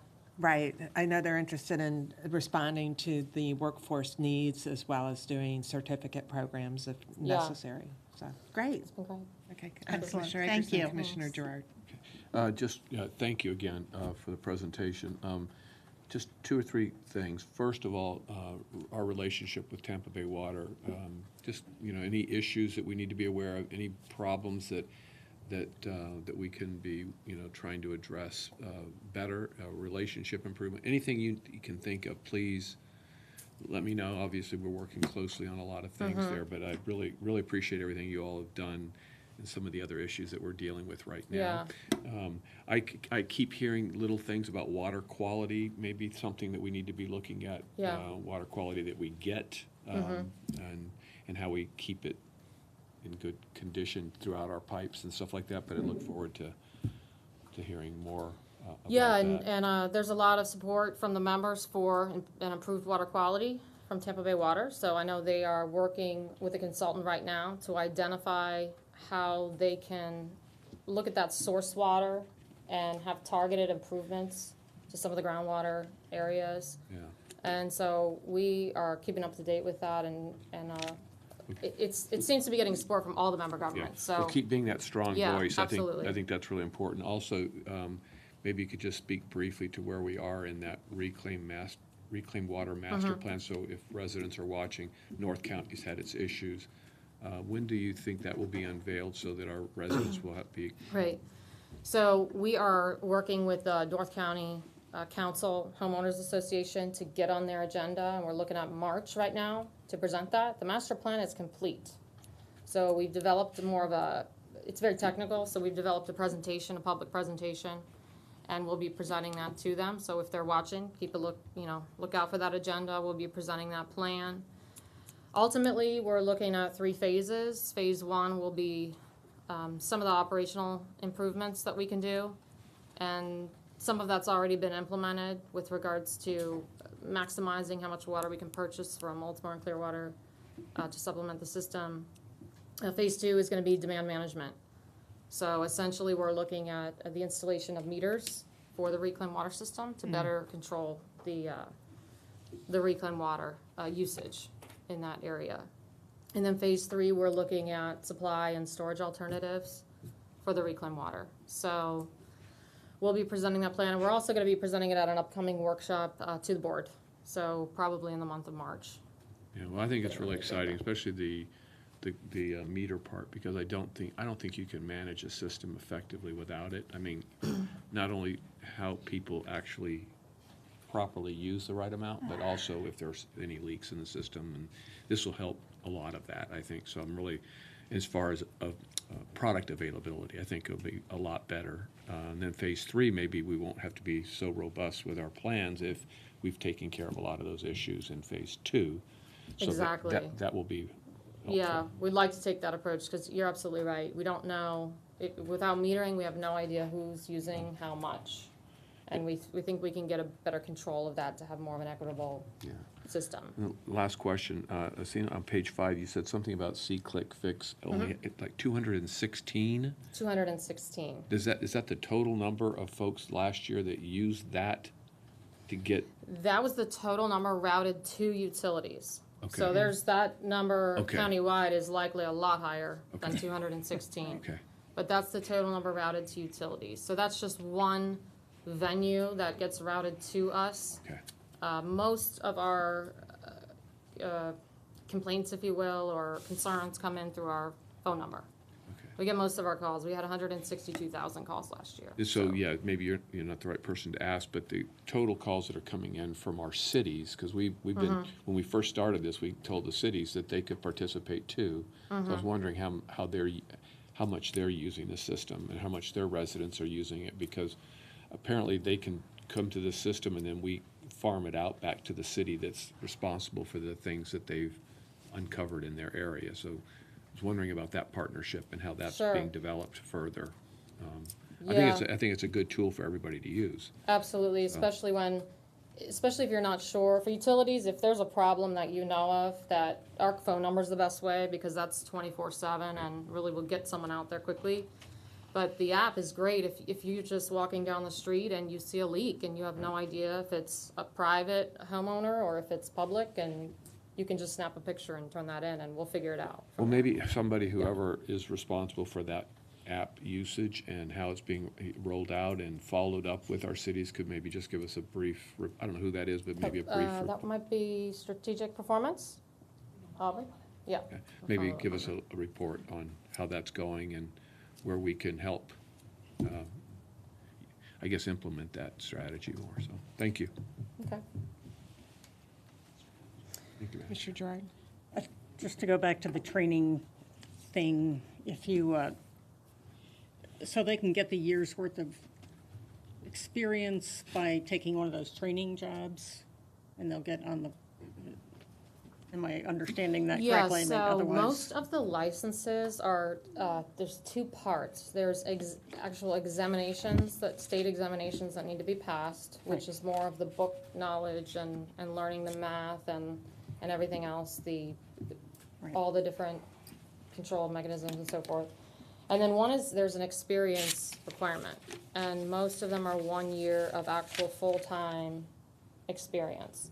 So what we see is a lot of individuals who are interested in getting a job and being in the field, they can't get hired because they don't have the license.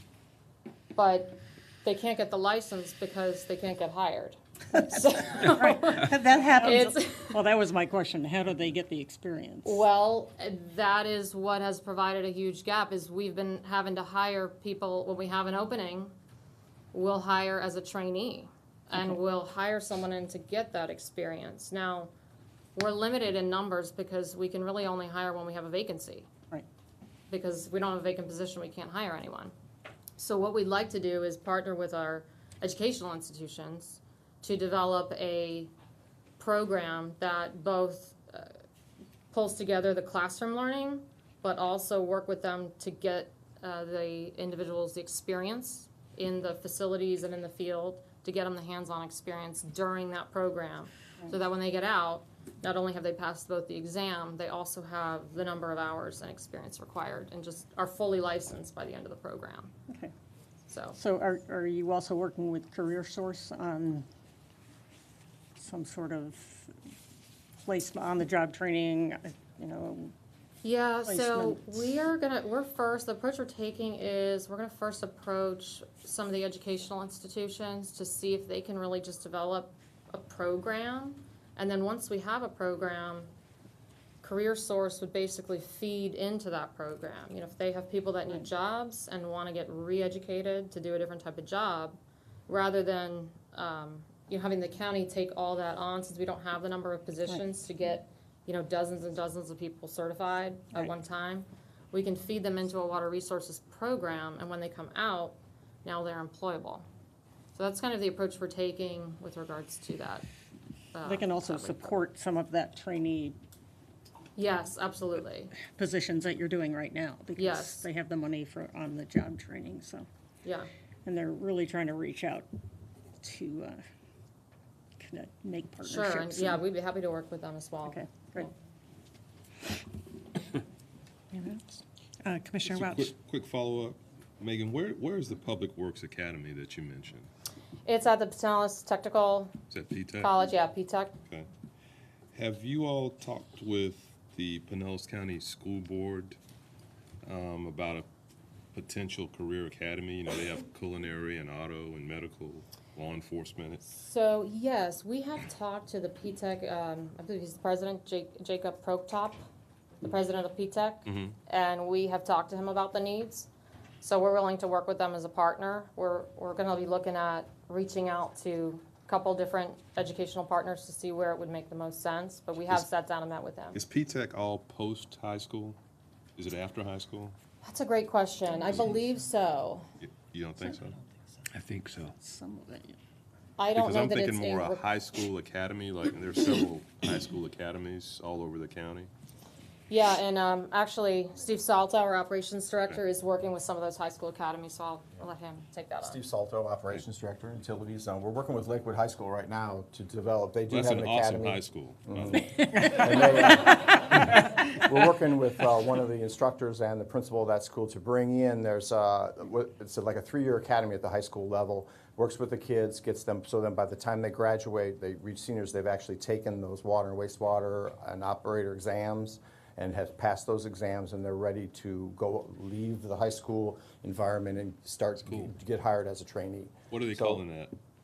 It's called, it's part of the existing academies. They put it right in with the existing academies. There are 2 high schools already in Florida that have worked with the Florida section of the American Water Works Association, which I worked strongly with, and Heritage High School up in Bay City and St. John's Technical High School and St. Augustine already have these, and one's called the Coastal Academy and the other one's called Advanced Environmental Water Technology.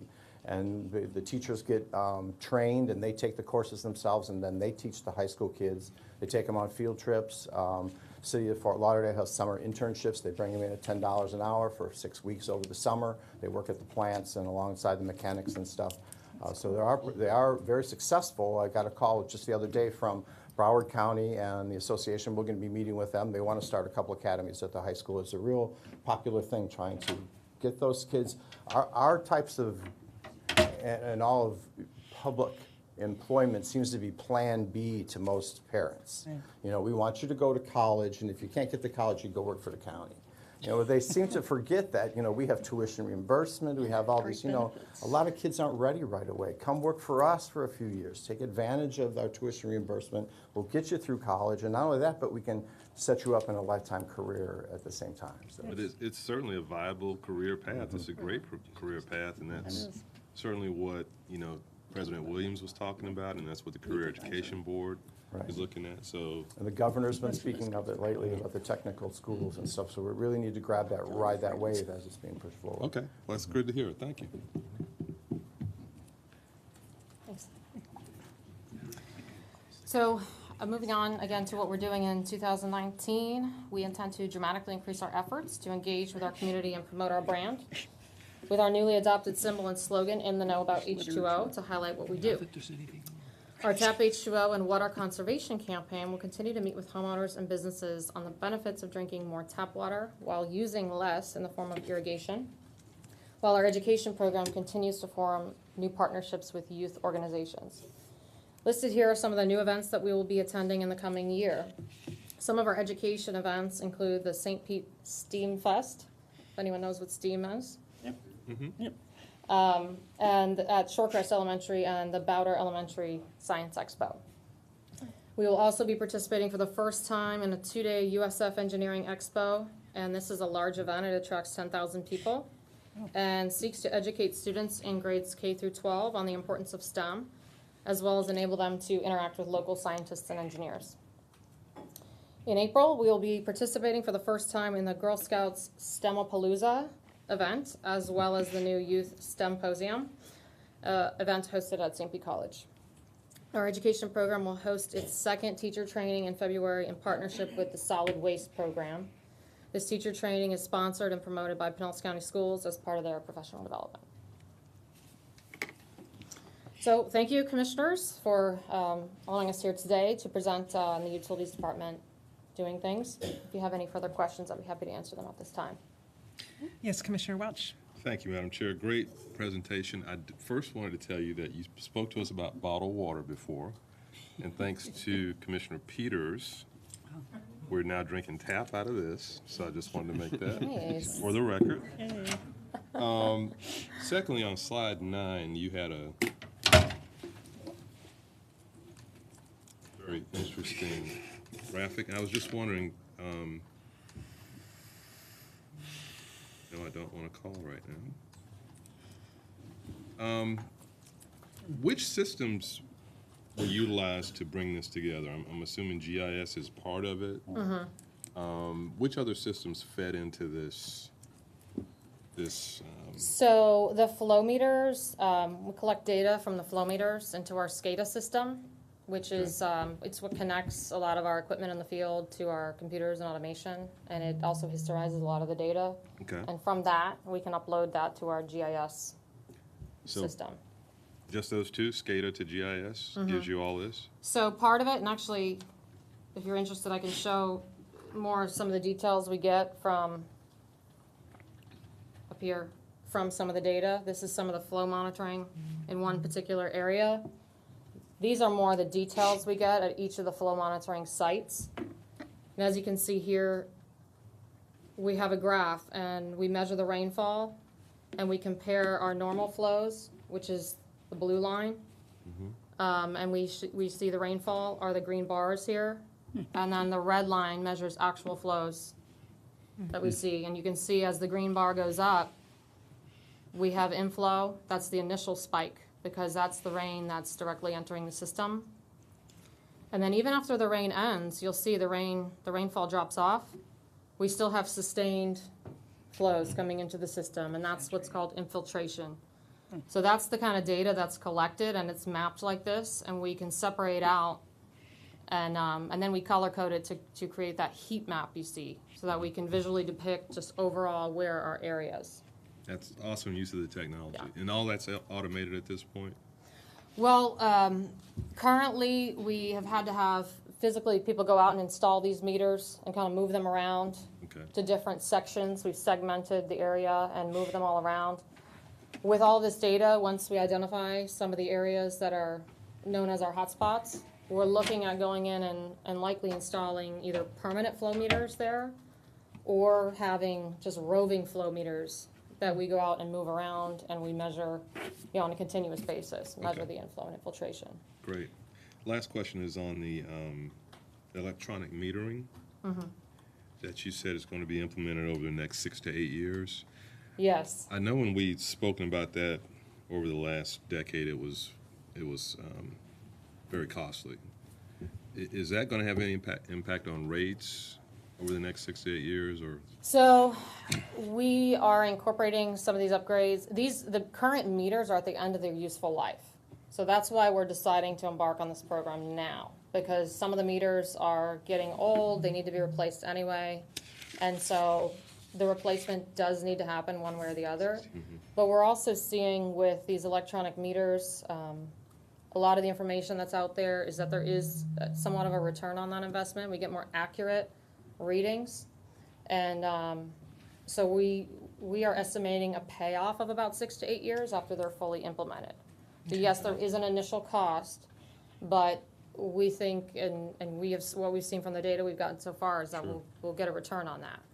There's also more of a soft return on investment in that we can reduce some of these leak complaints, and we can work with customers to determine where exactly the leak is coming from, and we can make better adjustments with the data. In ballpark, how many meters in total? We have 112,900 water meters. Okay, thank you so much. You're amazing. So That wasn't ballpark, was it? That was. I actually the exact printed number. out. Plus or minus 5. I actually printed out that one slide where it showed all the infrastructure counts. It was Yeah, that's interesting. Yeah, that's slide, I think it's 4. This one. I think that's it captures it all. I mean, this is massive infrastructure. It's just amazing. Going back to follow up on Commissioner Welch's question, so that I have this in my mind. So 6 to 8 years to finish installing the electric meters? So that is our plan. And then 6 to 8 years return on Return. investment once they're all installed? Once they're all installed. Okay. Now, that return will kind of happen on a more dynamic basis, because as we install the meters, we're going to start seeing the return. Right, sure. But yeah, so approximately. Okay, and then on slide 9.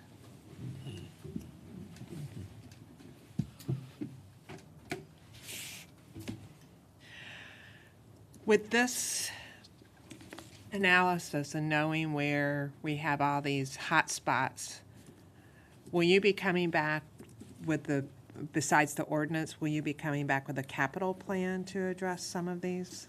Yes, that is the intent. Okay. Is that we're going to take all of this information. We've already started using the information to try and target and identify some of these sources. Especially the really, really hot spots. Right. Yeah. Through smoke testing and through other additional flow monitoring in some of the segments where we see a high flows. We're going to go in and do even more flow monitoring on a smaller scale. But yes, that we will start identifying some improvements that need to take place in the system and slating those for a capital improvement plan. Absolutely. Okay. Any further questions? Thank you for an excellent presentation. And Thank you. also, I should have been saying this to each presenter, but thanks to each and every presenter and to all of their staff, because it's through all the staff that things get done. Absolutely. We appreciate that. Thank you. Bill, did you have something to add? Yeah, good morning. I just want to close the loop regarding the question about the cities and the C-Click Fix data. So we transfer about 100 C-Click Fix requests each month to the 13 cities that are part of that system, as well as Duke Energy, FDOT, and the sheriff. Okay, great. That's where we've gotten the information and we dole it out to. Correct. Okay, got it. Okay, thanks, Bill. Okay, solid waste, Paul. The man who wears multiple hats, at least 2. We transferred one to Jeremy. So, good morning, Paul Sacco. Good morning. Morning. Good morning, Paul Sacco, Director of Solid Waste.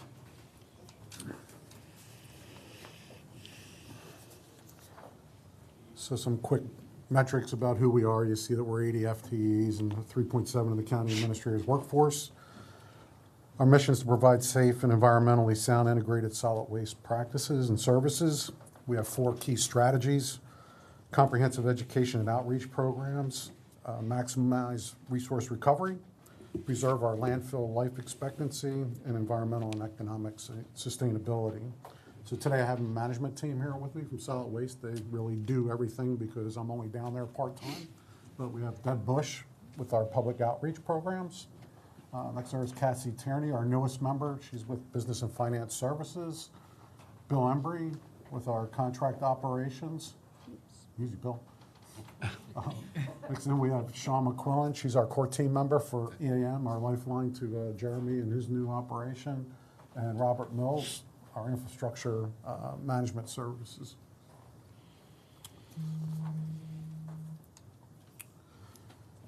So kind of what we do, by code, solid waste is required to provide waste disposal services and recycling for the county. The waste management hierarchy focuses on reduction, reuse, and recycling. And then we look at recovery, and then our last option is always disposal. We offer a variety of waste reduction programs and recycling programs. Our educational programs educate our customers and encourage them to follow sound waste management services. It's important because we need to reduce the amount of solid waste that's coming to the facility, and we can do that most effectively through recycling. The education programs are offered through presentations, tours, our event participation, web, and our literature resources.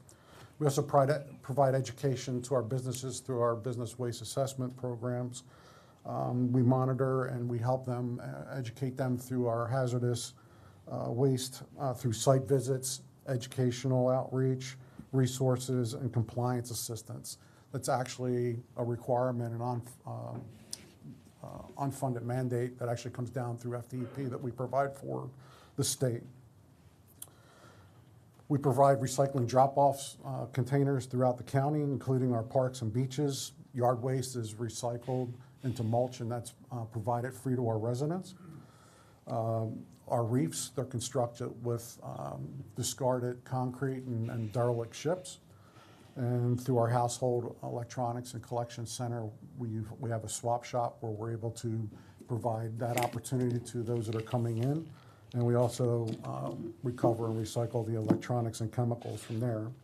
Materials that are not recycled go to our facility, and most of those go to our waste energy facility where we burn that trash and we create electricity for 40,000 to 45,000 homes every year. That material that doesn't go through the recycle or the waste energy facility is actually put to the landfill. And those materials are typically those items that can't be burned, are too big to actually go through the facility, or things that aren't permitted to go through our facility. All these efforts combined together is actually extending the landfill life of your facility. It's important that we do that. It's probably the most important thing that we do in solid waste is protect that resource. And all those activities to date, our calculations are that that landfill facility has a life that extends to 2103. So we talked about recycling. So these next slides are a little bit about things done that have occurred in 2018. Recycling and waste reduction programs are certainly an investment into the future of our county's disposal infrastructure and the conservation of our natural resources. So FDEP has a requirement to meet a 75% recycling goal, and for the third straight year, I'm excited to report that the county leads the way in the state. We've been ranked #1 in that area. The recycling rate includes conventional recycling, construction material recycling, and credit for energy recovered through the waste energy practices. The rate is a result, certainly not with just what we do at Solid Waste, but it's a partnership throughout our other citizens, counties, municipalities, businesses, and also FDEP. Could you explain what the energy recovery credit is? So FDEP, for those counties or municipalities that actually have a waste energy facility, they actually provide us a credit. So if you were to remove that credit from those counties, the recycling rate would probably drop down to, I think in our case, like to the mid to high 50% level. But we got like a 25% or 26% recovery because they see waste to energy as a green technology. So we get credit for that. Okay, great, thank you. So some more things done in our our outreach areas, as far as educational outreach. We hosted last February, it's been a year ago, our second annual Eco Fun Festival, where we had nearly 1,000 attend. We really concentrated on that event to be a low waste event. So we worked with our exhibitors. We used to provide materials that were either biodegradable and kind of keeping our waste to the absolute minimum. The goal is we wanted to see if we can hold and host an event like that and actually learn from that with an end goal to maybe go with parks and other areas where special events are being held on county properties that we can require as part of that permit process that they also do low waste events since they're using our facilities and our resources. So we're actually going to be working with Parks and Recreation to kind of look through that as we go forward. We were successful in that event. We tried to get to zero waste, which is considered 90%. We hit 87%. So there's certainly opportunities to improve. We learned a lot through that process. We had debriefs afterwards to see what we can do differently. And for right now, we didn't hold, or going forward right now, we didn't hold a Eco Fun Fest for this year because we're looking for opportunities to make that happen. There's a lot of resources and time to make that happen, and we want to make sure it's certainly strategic and there's a benefit for all those around. So we'll look for opportunities as we go forward in the future. Maybe after we come out of the master plan, we'll have new ideas and new things that we want to explore that will invite folks to the solid waste campus. Now, they can always come to the campus. We always have tours going on and outreach programs that are going on. But as far as Eco Fun Fest, we've kind of placed that on hold for right now. You did put it on hold. It's on hold right now, yes, ma'am. It was very interesting, though.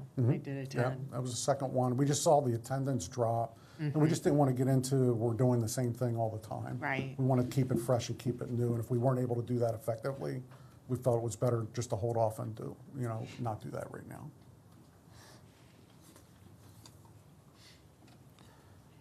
So, Recycle Guide and our A to Z Guide are really our most effective means to get the information out to the public. We talked about the need to recycle and keep those materials from coming to the facility. That's really important. Our facility operates right now between 900,000 and maybe a little bit north of that of tons that are coming to the waste to energy facility. If we weren't doing a good job in recycling, there'd be more solid waste coming to that facility that would require us to landfill more. Not all of that would be able to go through the waste energy facility. We would be over capacity. So our outreach programs on the front end of that really play a key role in keeping that waste stream down. So with our recycling guide this year, I think you probably have seen a lot of that. It dropped in the Sunday's paper, the weekend paper, I guess, I think 2 weeks ago. But that's really a guide, and this year we simplified the message. We're really looking at increasing the quality of recycled products. As you know, the recycling bans in China and whatnot have really crippled the processors that are here stateside, and that if you can't reduce the amount of contamination that's in the recycling that's being collected, China's kind of closed their borders to a lot of that. So they're looking for other, the industry's looking for other opportunities and other countries or importers of those materials, and that's getting tough to come by. So our message is to do recycling not just in bulk, but to be doing it in a quality fashion. So the recycling guide speaks a lot to that. Secondary goal, it actually allows us to create a consistent message across all our municipalities. We all recycle together. We all recycle the same things. It's important that we do that, in a regional approach. The A to Z guide is the online guide. Right now, we're averaging about 9,000 hits a month. It rolled out in 2017. I think we're around 140 to 150,000 hits since that's rolled out. That allows residents to go online and actually you type in your zip code and it'll give you a geolocate on you know, the item that you're searching to do, and it tells you where to go and actually be able to dispose of those items. If it's not at our facility, there's a host of facilities around the county that take that too, and sometimes it's outside the county. But those two resources together really, really drive the amount of recycling that happens effectively in Pinellas County. The last thing is we do recycling surveys every year. We alternate between residential and business. This year, at the end of 18, we did our recycling survey for residential. We actually used HCP, which is the same group that does our citizen survey. This is the first year we've used them. I've been ecstatic with their approach and their product, just like you all have seen for their citizen survey.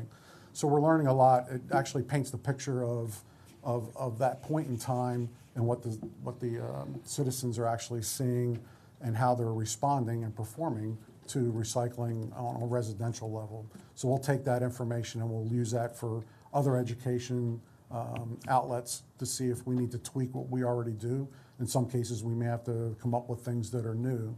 The two things that I found very interesting coming out of that was we asked the citizens, what is their feeling in dealing with businesses that actually have good recycling or whatnot.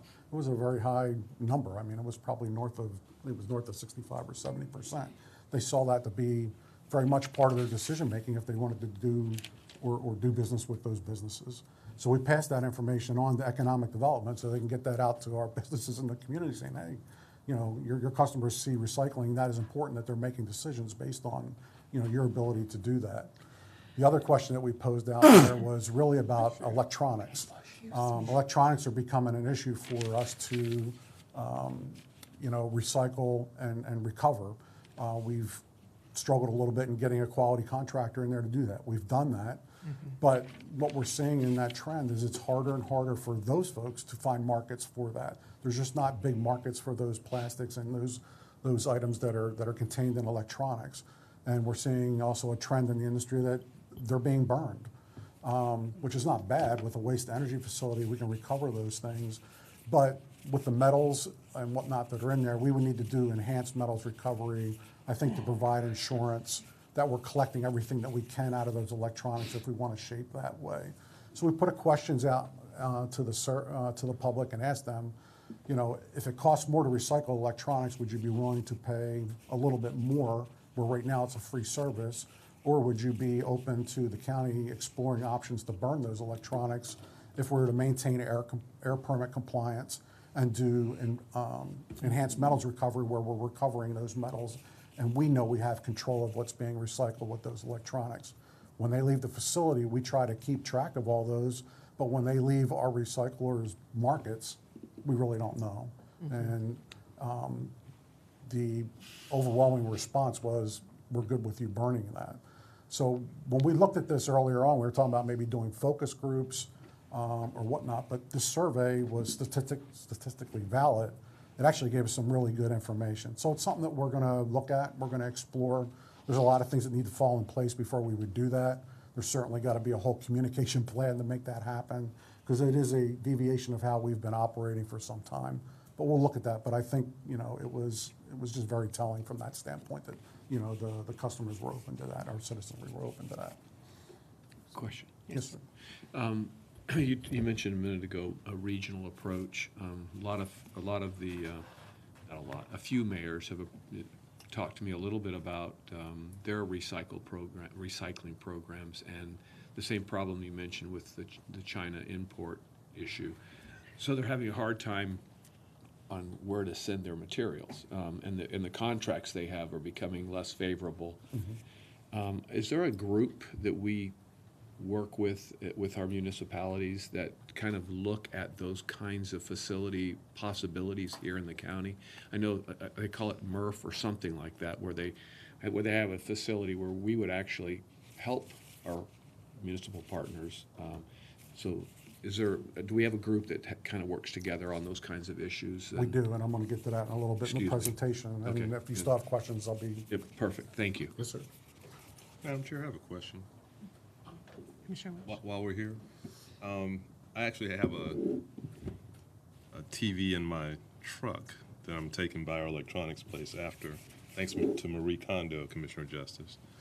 But are you telling me, like, this monitor can be incinerated in our plant? All of it? Yes, sir. You don't have to disassemble it? And because it's plastic and everything else in there, there's no air quality issue with that? Well, everything that we burn has an air quality component to that, and we have a permit that we need to operate under.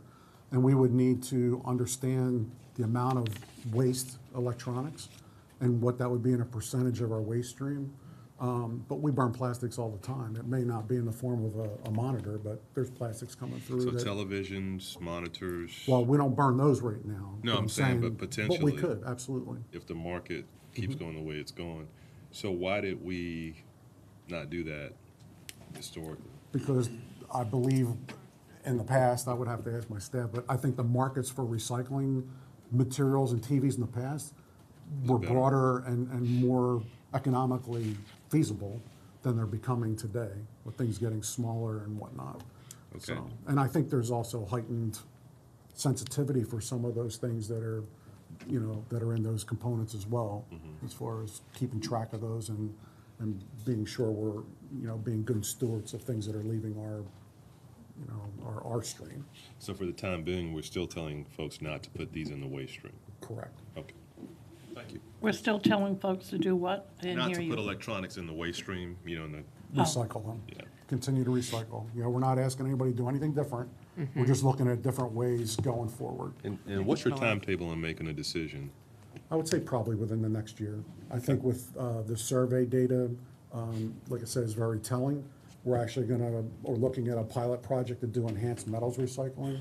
And if that works, then we would look at doing a permanent installation in the waste energy facility. So those things would all have to be put into place before we would look at changing our waste stream. And that would probably take the better part of a year, maybe 18 months to happen. Just one more quick one. That applies to tablets, Yeah, any electronic, iPhones, any all electronic that stuff? device. Okay. Anything. Any electronic devices, correct. Commissioner Justice. Thank you, Madam Chair. Plus some, I imagine, get into the stream, just people doing it even though we don't want them to do it. That happens. Yep. What, you may or may not know the top of your head, we don't do that for printers. Printers are pulled out and asked not to even be brought to our recycling. Correct. I think that's probably more for the toner aspect, but I might have to punt. More for the what aspect? Toner. Oh, I think- okay. Okay. Thank you. Anyone else? Okay. Okay. So I would say the middle part of last year, with the ban coming from China, our TMC group, your advisory board for solid waste, the Technical Management Committee, were reacting to Commissioner Egger's point about the volatility in the recycling industry. So they actually asked us to put on a recycling workshop. And, you know, I got to publicly thank my team. I don't think I've done that publicly, but they pulled together a huge workshop of our regional partners, municipalities, educators, private haulers, and those that just had, you know, a stake really in the recycling practices that we see not here just in the county, but regionally. So that was put on at the St. Pete Seminole campus in less than 6 weeks, and that's why I said our team did a great job in pulling that together. And we talked about pressure points, and we talked about potential solutions, and then there were some actions that came from that. And, you know, I'd have to tell you that that group came together very quick. Usually when you pull in those kind of factors, you spend an hour or two just trying to get to know and understand. This moved very, very quickly. We got through everything in one day, and the outcome of that was the creation of 3 committees. One committee was to specifically look at contracts, because everybody faces the same thing that's doing, you know, either franchise, you know, recycling or curbside recycling or whatnot. So that was one of the committees, subcommittees, I guess, that came out of that action. The other was the glass. Glass is not a good commodity for us right now, so we're looking, you know, at what are markets for glass. There are some, but they're very small as compared to the amount of glass that's coming, you know, through the waste stream. And the last was enforcement. different communities and municipalities are struggling with enforcement of what goes in what waste stream, because if you have contamination in there and, you know, your processor may have contracts that say if it's more than 25% or something like that, they can dump the load or reject the load. So that's a problem for our municipalities, and we need to get education to our citizenry. So you'd always pick education over enforcement, but they're looking through those things as we move forward to see if there are enforcement opportunities that can either be averted or things that may have to be put in place. All three of those committees that came out of that workshop report into the Pinellas Partners Recycling Committee, which meet, I think, monthly. And the chairperson of that committee actually reports into the TMC when they meet. So we're getting that information, and it comes back to your advisory board, and we're moving through with some of those things. And what I've been told is preparing for this presentation is that there's more people now on that committees or those committees than when they started, and they're continuing to meet. So that tells me that we've done something really well. It's actually sustaining, you know, almost a year past that recycling workshop, because nothing's changed in the industry with those things. They're still looking for those solutions, but having those opportunities to discuss certainly lead to opportunities for solutions, and I think that's great. And that, again, it's regional. It's not just Pinellas County. These are regional partners that are coming together. I had read somewhere that glass can be used for roadways. Have we explored that? That's one of the things that they're looking at. I know they use it for some building materials, certainly in some asphaltic materials and whatnot. FDEP was going to get or has gotten involved. I think they're looking at some of their standards or whatnot that can be implemented, and I think that's being discussed in the committee as well. So again, you still would need processors or whatnot to kind of make that happen, to prepare the glass for those things. So we still need those kind of businesses here in the county or in the region that can kind of help with those kind of opportunities. And it needs to be available as a resource for them to make that kind of capital outlay to become, you know, a business and create that thing. So there's a lot of things that would have to fall into place, but yes, that's certainly an opportunity. Okay, because that was one thing that I was thinking about that you just now touched on, but, you know, could we create homegrown businesses that might actually take the recycling materials and produce boardwalks for us, or produce other things that we could use here in the county or in the region, getting the region together. Sure. So. Absolutely. Commissioner Akers? Yeah, just, so this committee, this TMC, the group you're talking about, that's where this kind of conversation will go on with regards to a common facility. I'm not saying that you're agreeing on that, but that would be where you'd have that conversation, whether the county would play a role in creating or building a facility that would help our not only ourselves, but our municipality. That would be data that would come back to them. Okay. The other leg of the stool would be what's coming out of the master plan, which I'm going to talk about a little bit as Okay. well. Because it's not just build a MRF and they will Understand. come. I mean, I get and it. it's not just maybe Pinellas County. It may again be a regional thing, and there may be areas that are better suited for that, where, you know, we may be wanting to send materials that way and in that form of recycling, where they may be sending other things to us in a different form of recycling, organics or things like that. So I'll talk with a little bit more about that. Well, that's as great. I'm well. just glad to hear that we've got that outlet for our municipal partners to have conversation. And maybe it is a bigger region than just Pinellas County that we talk about addressing. So anyway, thank you. Madam Chair, may I ask two other quick questions, since we're on materials and it's an opportunity for us to learn. Ash, we talked about ash over the years, possibly used as a roadway material, I think. Anything progress with that? Well, we talk about ash reuse, and the top two that we've discussed is using ash as a road base, and then also using ash as almost like a I don't know if you're all familiar with like a cinder block or a cemented type material that you can use to increase the side slopes of your landfill. So right now you have to have a certain angle on your landfill to maintain permit compliance with, you know, your rainfall, leachate, and whatnot. This would allow you to actually increase that slope and allow you to landfill more in the volume that you have. Now, we also use our ash as cover for our landfill.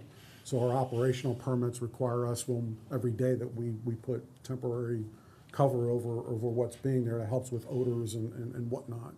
So while I don't think we can use ash as a road base out in the balance of the county, because I don't think we produce enough of that ash, but as far as on-site, we think that that's a possibility, and we've been working with an engineering group to kind of study that and see what would make sense there. And then we're also going to be looking at and evaluating whether we can use ash reuse through the master plan and what would be our best use of that ash based on what we see with composition and whatnot. So not really sure where that's going to go, but we know that that's a resource and something that we can use. And Kelly is left, so the other part of the question is probably for her, but straws, single-use plastics, a lot of talk about that. We burn that at our facility, no problem. We do. What about styrofoam? Styrofoam burns as well. Okay. Thank you. Yeah, we can't recycle the styrofoam, but styrofoam. But we can burn it. Petroleum-based, it actually has a BTU content, Okay. so that's okay. Good. Thank you. Yes, sir. Thank you, Madam Chair. Thank you. So another opportunity or example of regional partnership in our educational recycling outreach, you know, Pinellas, Hillsborough, City of Tampa, and St. Petersburg have joined in partners, you know, dating back to 2017. Last year, we did a Trash the Tanglers campaign. Tanglers being those things that actually, you know, get chewed up and stick in the processor's equipment, cords, hoses, plastic bags, and whatnot. So if you hear the message, I'm told plastic bags go into your trash can. They aren't recyclable. All right. Is that supposed to be it? That's important. They tell me that all the time. Excuse me, Yes, ma'am. did you just say the bags that we get from the grocery store? Oh, Yes. yeah. They- Yeah, throw them away. Don't recycle those. They're not recyclable. Oh, but they can go in the garbage bin? Yes, ma'am. Oh. Yeah, they go in the gonna garbage. say, that's gonna We be- burn those. Yeah, but that's a big issue whole different because the discussion. plastic bags, I know, I've heard them over and over again. So Yeah, they bind don't up the put them in your processor's recycling bins. recycling commitment. In 2000, let's see, I'm sorry. Following our recycling workshop, the cities of Dunedin and Clearwater also joined that regional partnership for messaging that we're getting out. And then at the holiday time, we had Recycle Holidays social media campaign. And that was more about your throwing out your lights and things like that, which are other types of tanglers. The partners have reached over 3 million households through digital, radio, billboard, print ads, as well as social media. So it's really effective when we do this regionally. Again, we're all recycling the same things. Those messages need to be consistent. And then it removes, any questions that our citizenry or businesses would have if we remain consistent. So next slide, I actually want to put a call out to one of our staffers back in solid waste, Catherine Eichner. For the last 2 years, I can't explain why, technical reasons, this slide has been dropped from the slide deck. And what they do is really, really important for not just the county, but for our businesses in Pinellas County. So Catherine and her team actually lead the Business Waste Assessment Program. They're the ones that are out there educating our businesses. And it's better to educate our businesses than it is to try to enforce anything on our businesses. And as mentioned earlier, it's an unfunded mandate that the businesses are actually looking at their waste and being compliant with how they dispose of their waste. So Catherine and her team do that through education, through mailings, but they also have to visit each of these sites every 5 years. So they do that, and they try to do 20% a year. They try to keep it simple, but she has a smaller team to make that happen, but they actually hit that mark, and it's great that they can do that. Their education focuses on the waste reduction and recycling opportunities with the main objective to keep those items that are from those businesses coming to the landfill because they're hazardous. That would create water quality or air quality problems for us. So if we can keep them in their lane, show them how to best dispose or best recycle their waste, then they win and we win.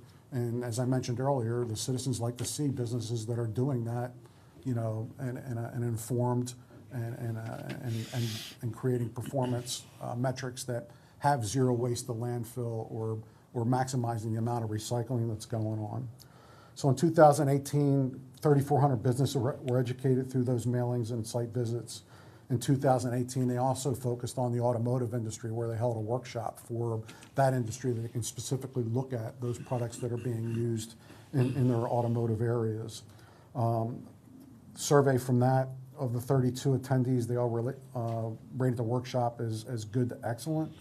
95% said they'd be very likely to attend future workshops. So again, effective, and we'll continue to do that with industries, I think, on every given year, different industries chosen.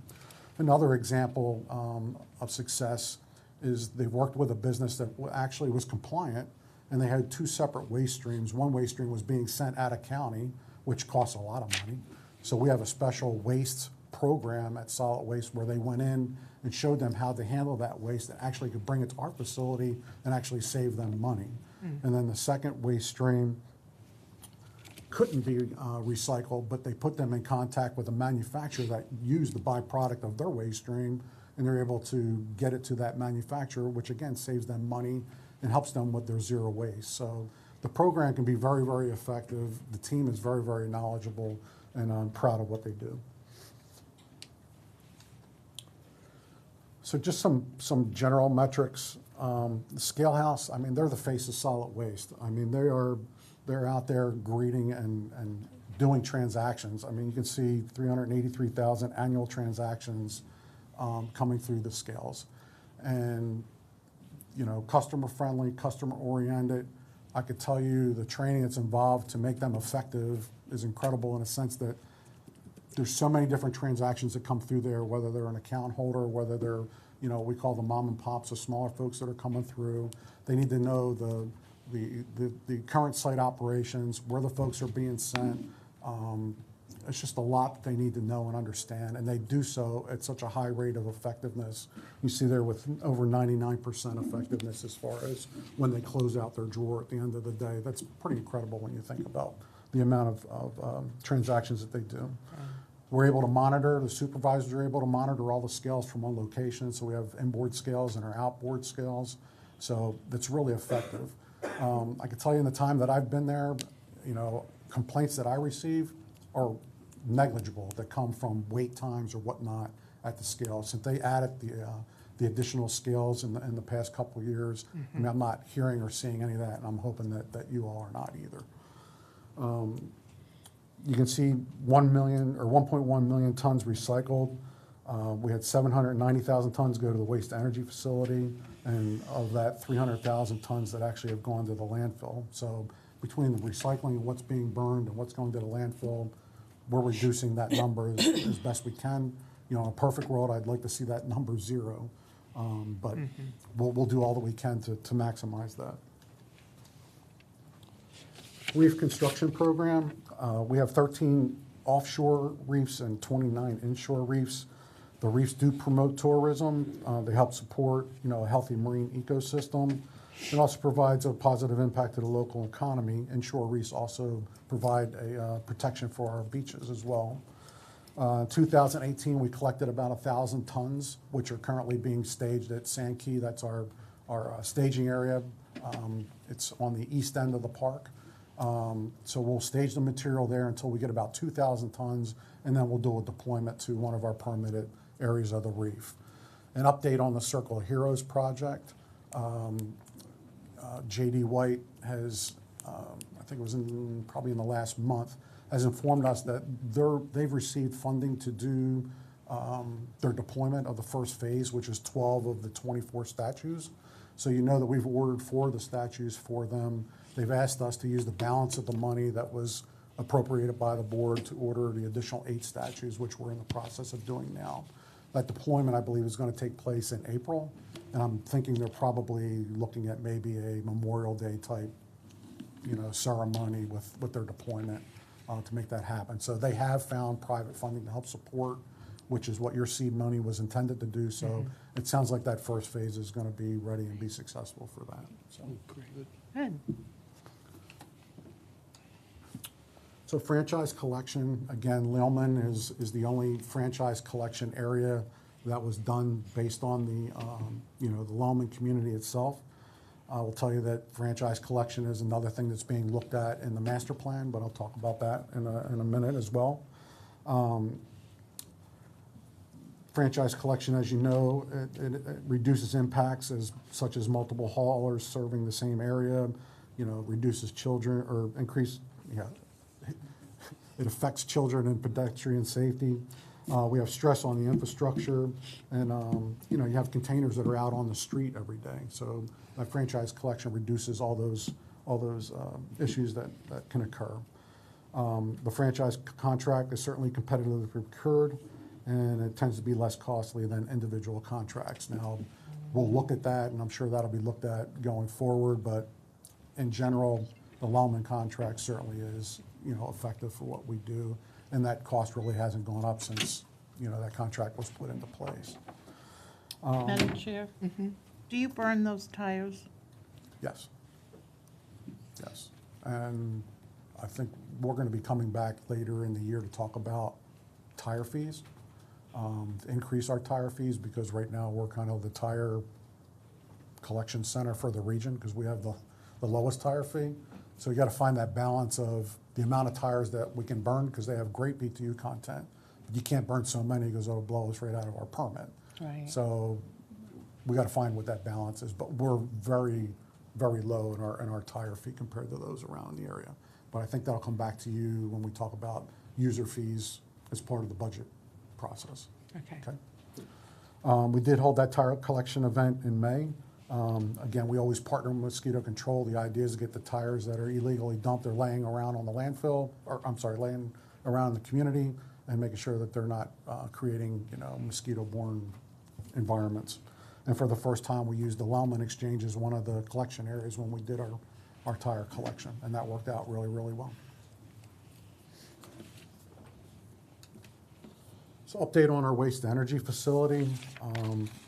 We talk about the facility revitalization, that's termed as Technical Recovery Plan, TRP we call it. So the board approved $243 million in CIP funds to extend that facility life through revitalization. The life would be extended, we're projecting through 2035 and probably beyond. Extending that facility's life is the most crucial component in reducing the impact to the landfill and extending the landfill's life. Most of the work is going to be completed by the end of calendar year 19. There will be some pressure part work, which is your boiler tubes and whatnot, that'll extend beyond, because there's only so much of that work that we can do when we're operational. That work needs to be done during outages, and we have spring and fall outages. We're about, $208 million into that spend, either work done or work obligated to be done. And then, like I said, the balance will be done in the fall outage. We have a spring outage coming up, but the balance of most of that work will be done in the fall outage with a little bit extending past. We're already seeing an increase in boiler and turbine generator availability. In November, our availability topped 93%. Preliminary numbers are showing for 94% for December. Talking to staff, those numbers have not been that high even when the facility was new. They were having issues with boilers coming up and down when they were, testing out the facility and kind of call it burning in the facility. So we're already seeing numbers that we're projecting to take place at the end of the TRP project. We're seeing that effectiveness now. So that's certainly a credit, and we appreciate, your foresight to see the revitalization project come to fruition. So just a couple of projects that are coming due.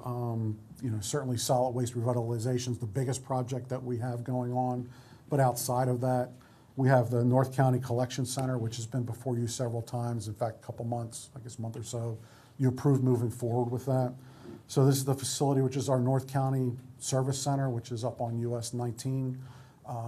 We're creating a twofold, win-win, I consider it, use of that property where during the day, the tax collector is going to use it for a driving exam course.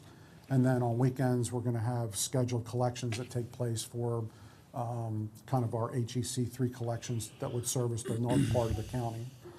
The budget for that project was $2 million. The contract award came in at 1.7. The construction is going to start in April of 2019 and should be completed in January. Another project that we're working on site is the replacement of our overhead variable messaging board. You know, we talked about the number of transactions that are coming through the facility annually. That translates to 1,200 to 1,500 a day. It's really important that we're able to communicate to those that are coming on site that they not only know what lanes are available, but what the operations are on site. You know, sometimes if we're in an outage, we have to divert to the landfill. It's good that our folks know that when they're coming in. It helps with the traffic that's on site. So we're replacing the messaging board. Ours is a little bit old. It's a little bit outdated in what we can do. So you see a comparison of the old and new up top. We're actually talking about repurposing the smaller board somewhere else on site. It's not that it can't be used, it's just not as effective as it needs to be, being out front with the current technologies and the messaging that we're looking to perform going forward. Project budget is $425,000. The contract award is $273,000. Again, the contract start date is in April, and this one has a shorter completion date to be done in August of 2019. And I think this is coming in for a landing with the last slide. Master plan. So, you know, the vision and the principles associated with this is to provide a dependable, accessible, and sustainable integrated waste management system. And we got to do that in a collaborative manner. We talked about the regional approach. It's important that we approach this from a regional standpoint. There are several waste energy facilities, you know, in the city of Tampa. We have Hillsborough County, Pasco County.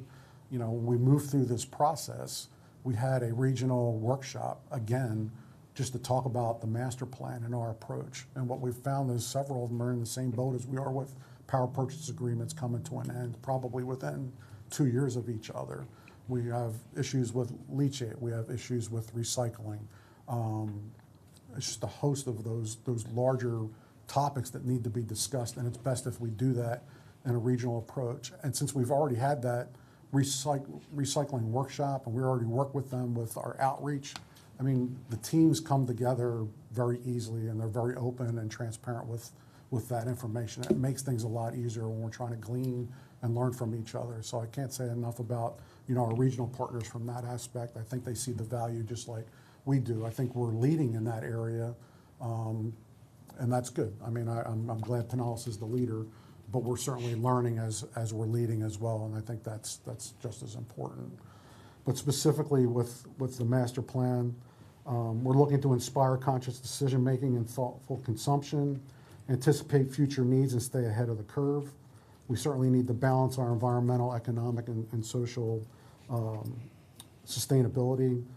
Again, we're talking about regional cooperation and collaboration and actually increasing our operational capacity of the solid waste complex. We need to continue to do that, again, to reduce the impact on our landfill. And there's a lot of different areas that we can do that we haven't explored already. You know, you have different kind of digestion of your organics. It could be in the form of additional processing for recyclables.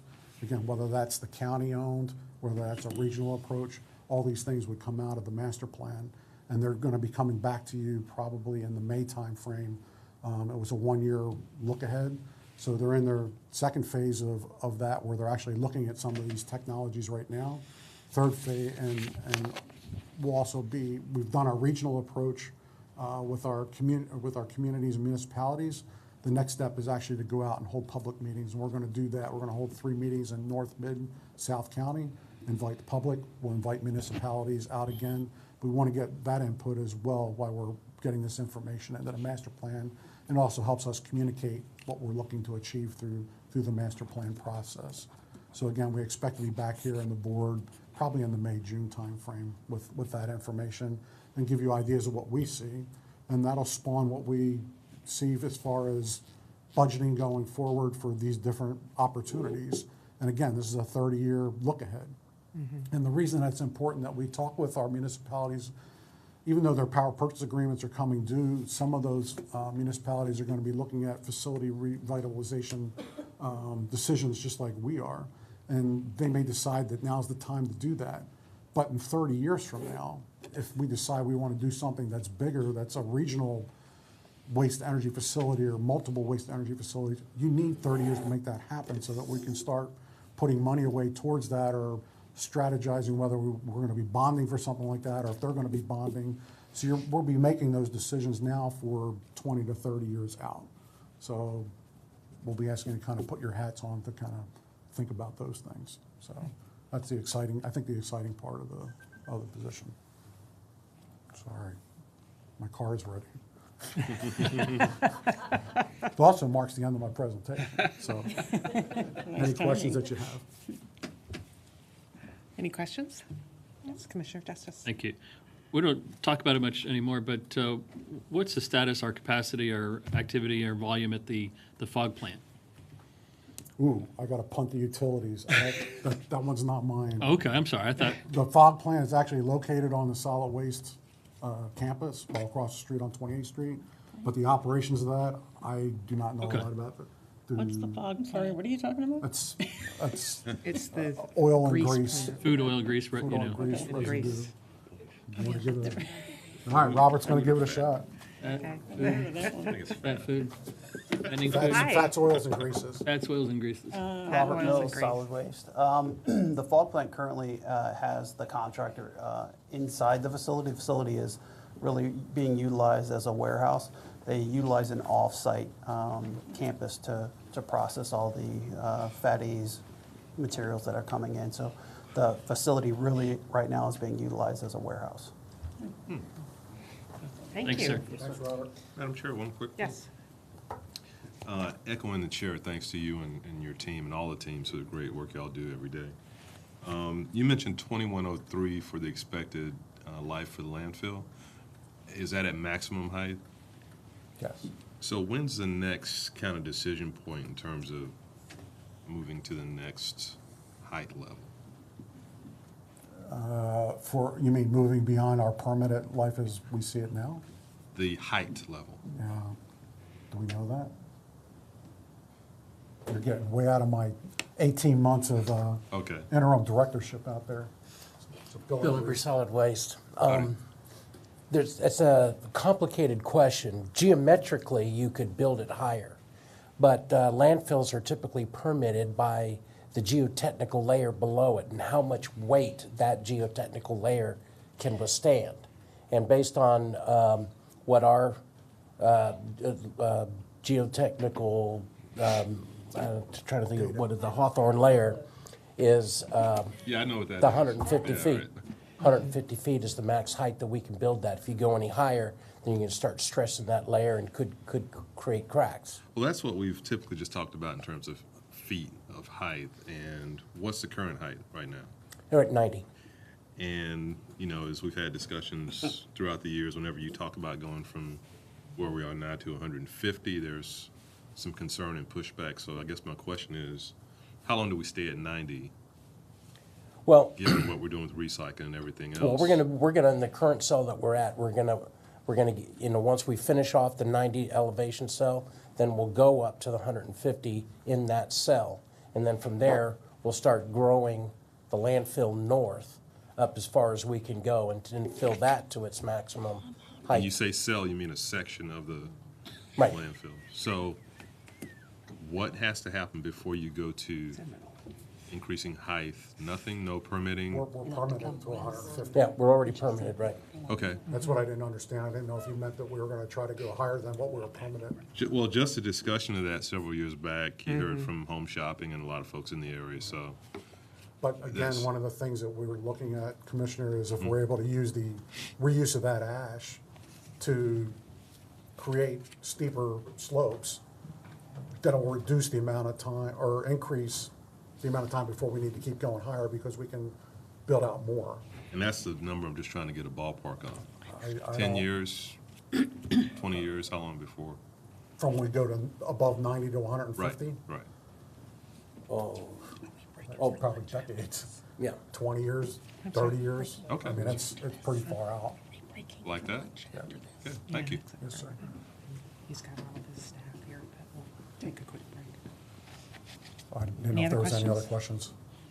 One last, I'm sorry, just one question. Any, what what is going on now with the renegotiation on that electric contract? The power purchase agreement. Yeah, We have exhausted what I call the discovery portion of meeting with Duke several times, both teams meeting and talking through that. At the very end of January, I've sent a letter to Duke Energy requesting a formal initiation of negotiations, and I'm waiting to hear back from them. So I would expect once that starts, I don't think that negotiation is going to take a long time. I'm thinking in a month or two, we'll kind of know where we land. Okay, very good. You had one more slide, which Oh. really looks like it should be coming from the I'm sorry. environment. Yeah, I'm sorry. Environmental group. Yeah, I mean, this, and we have, there's probably another dozen slides of wildlife that, we're almost like a zoo out there. It's pretty cool, actually. So we figured we show the wildlife off instead of our human life this year. And note the gator. But we thanks have for lots of leaving those. off the snakes. yeah, we got Tampa Bay Rattlers. Got plenty of those, right? Thank you very much, problem. Paul. Thank you. And again, thanks to your staff as well. Thank you. We appreciate you. I think I know Parks and Conservation staff's here, but I think we'll take a 20-minute break so that people can grab something to eat quickly, and then we'll be back in here by about 25 of 1. Thank you.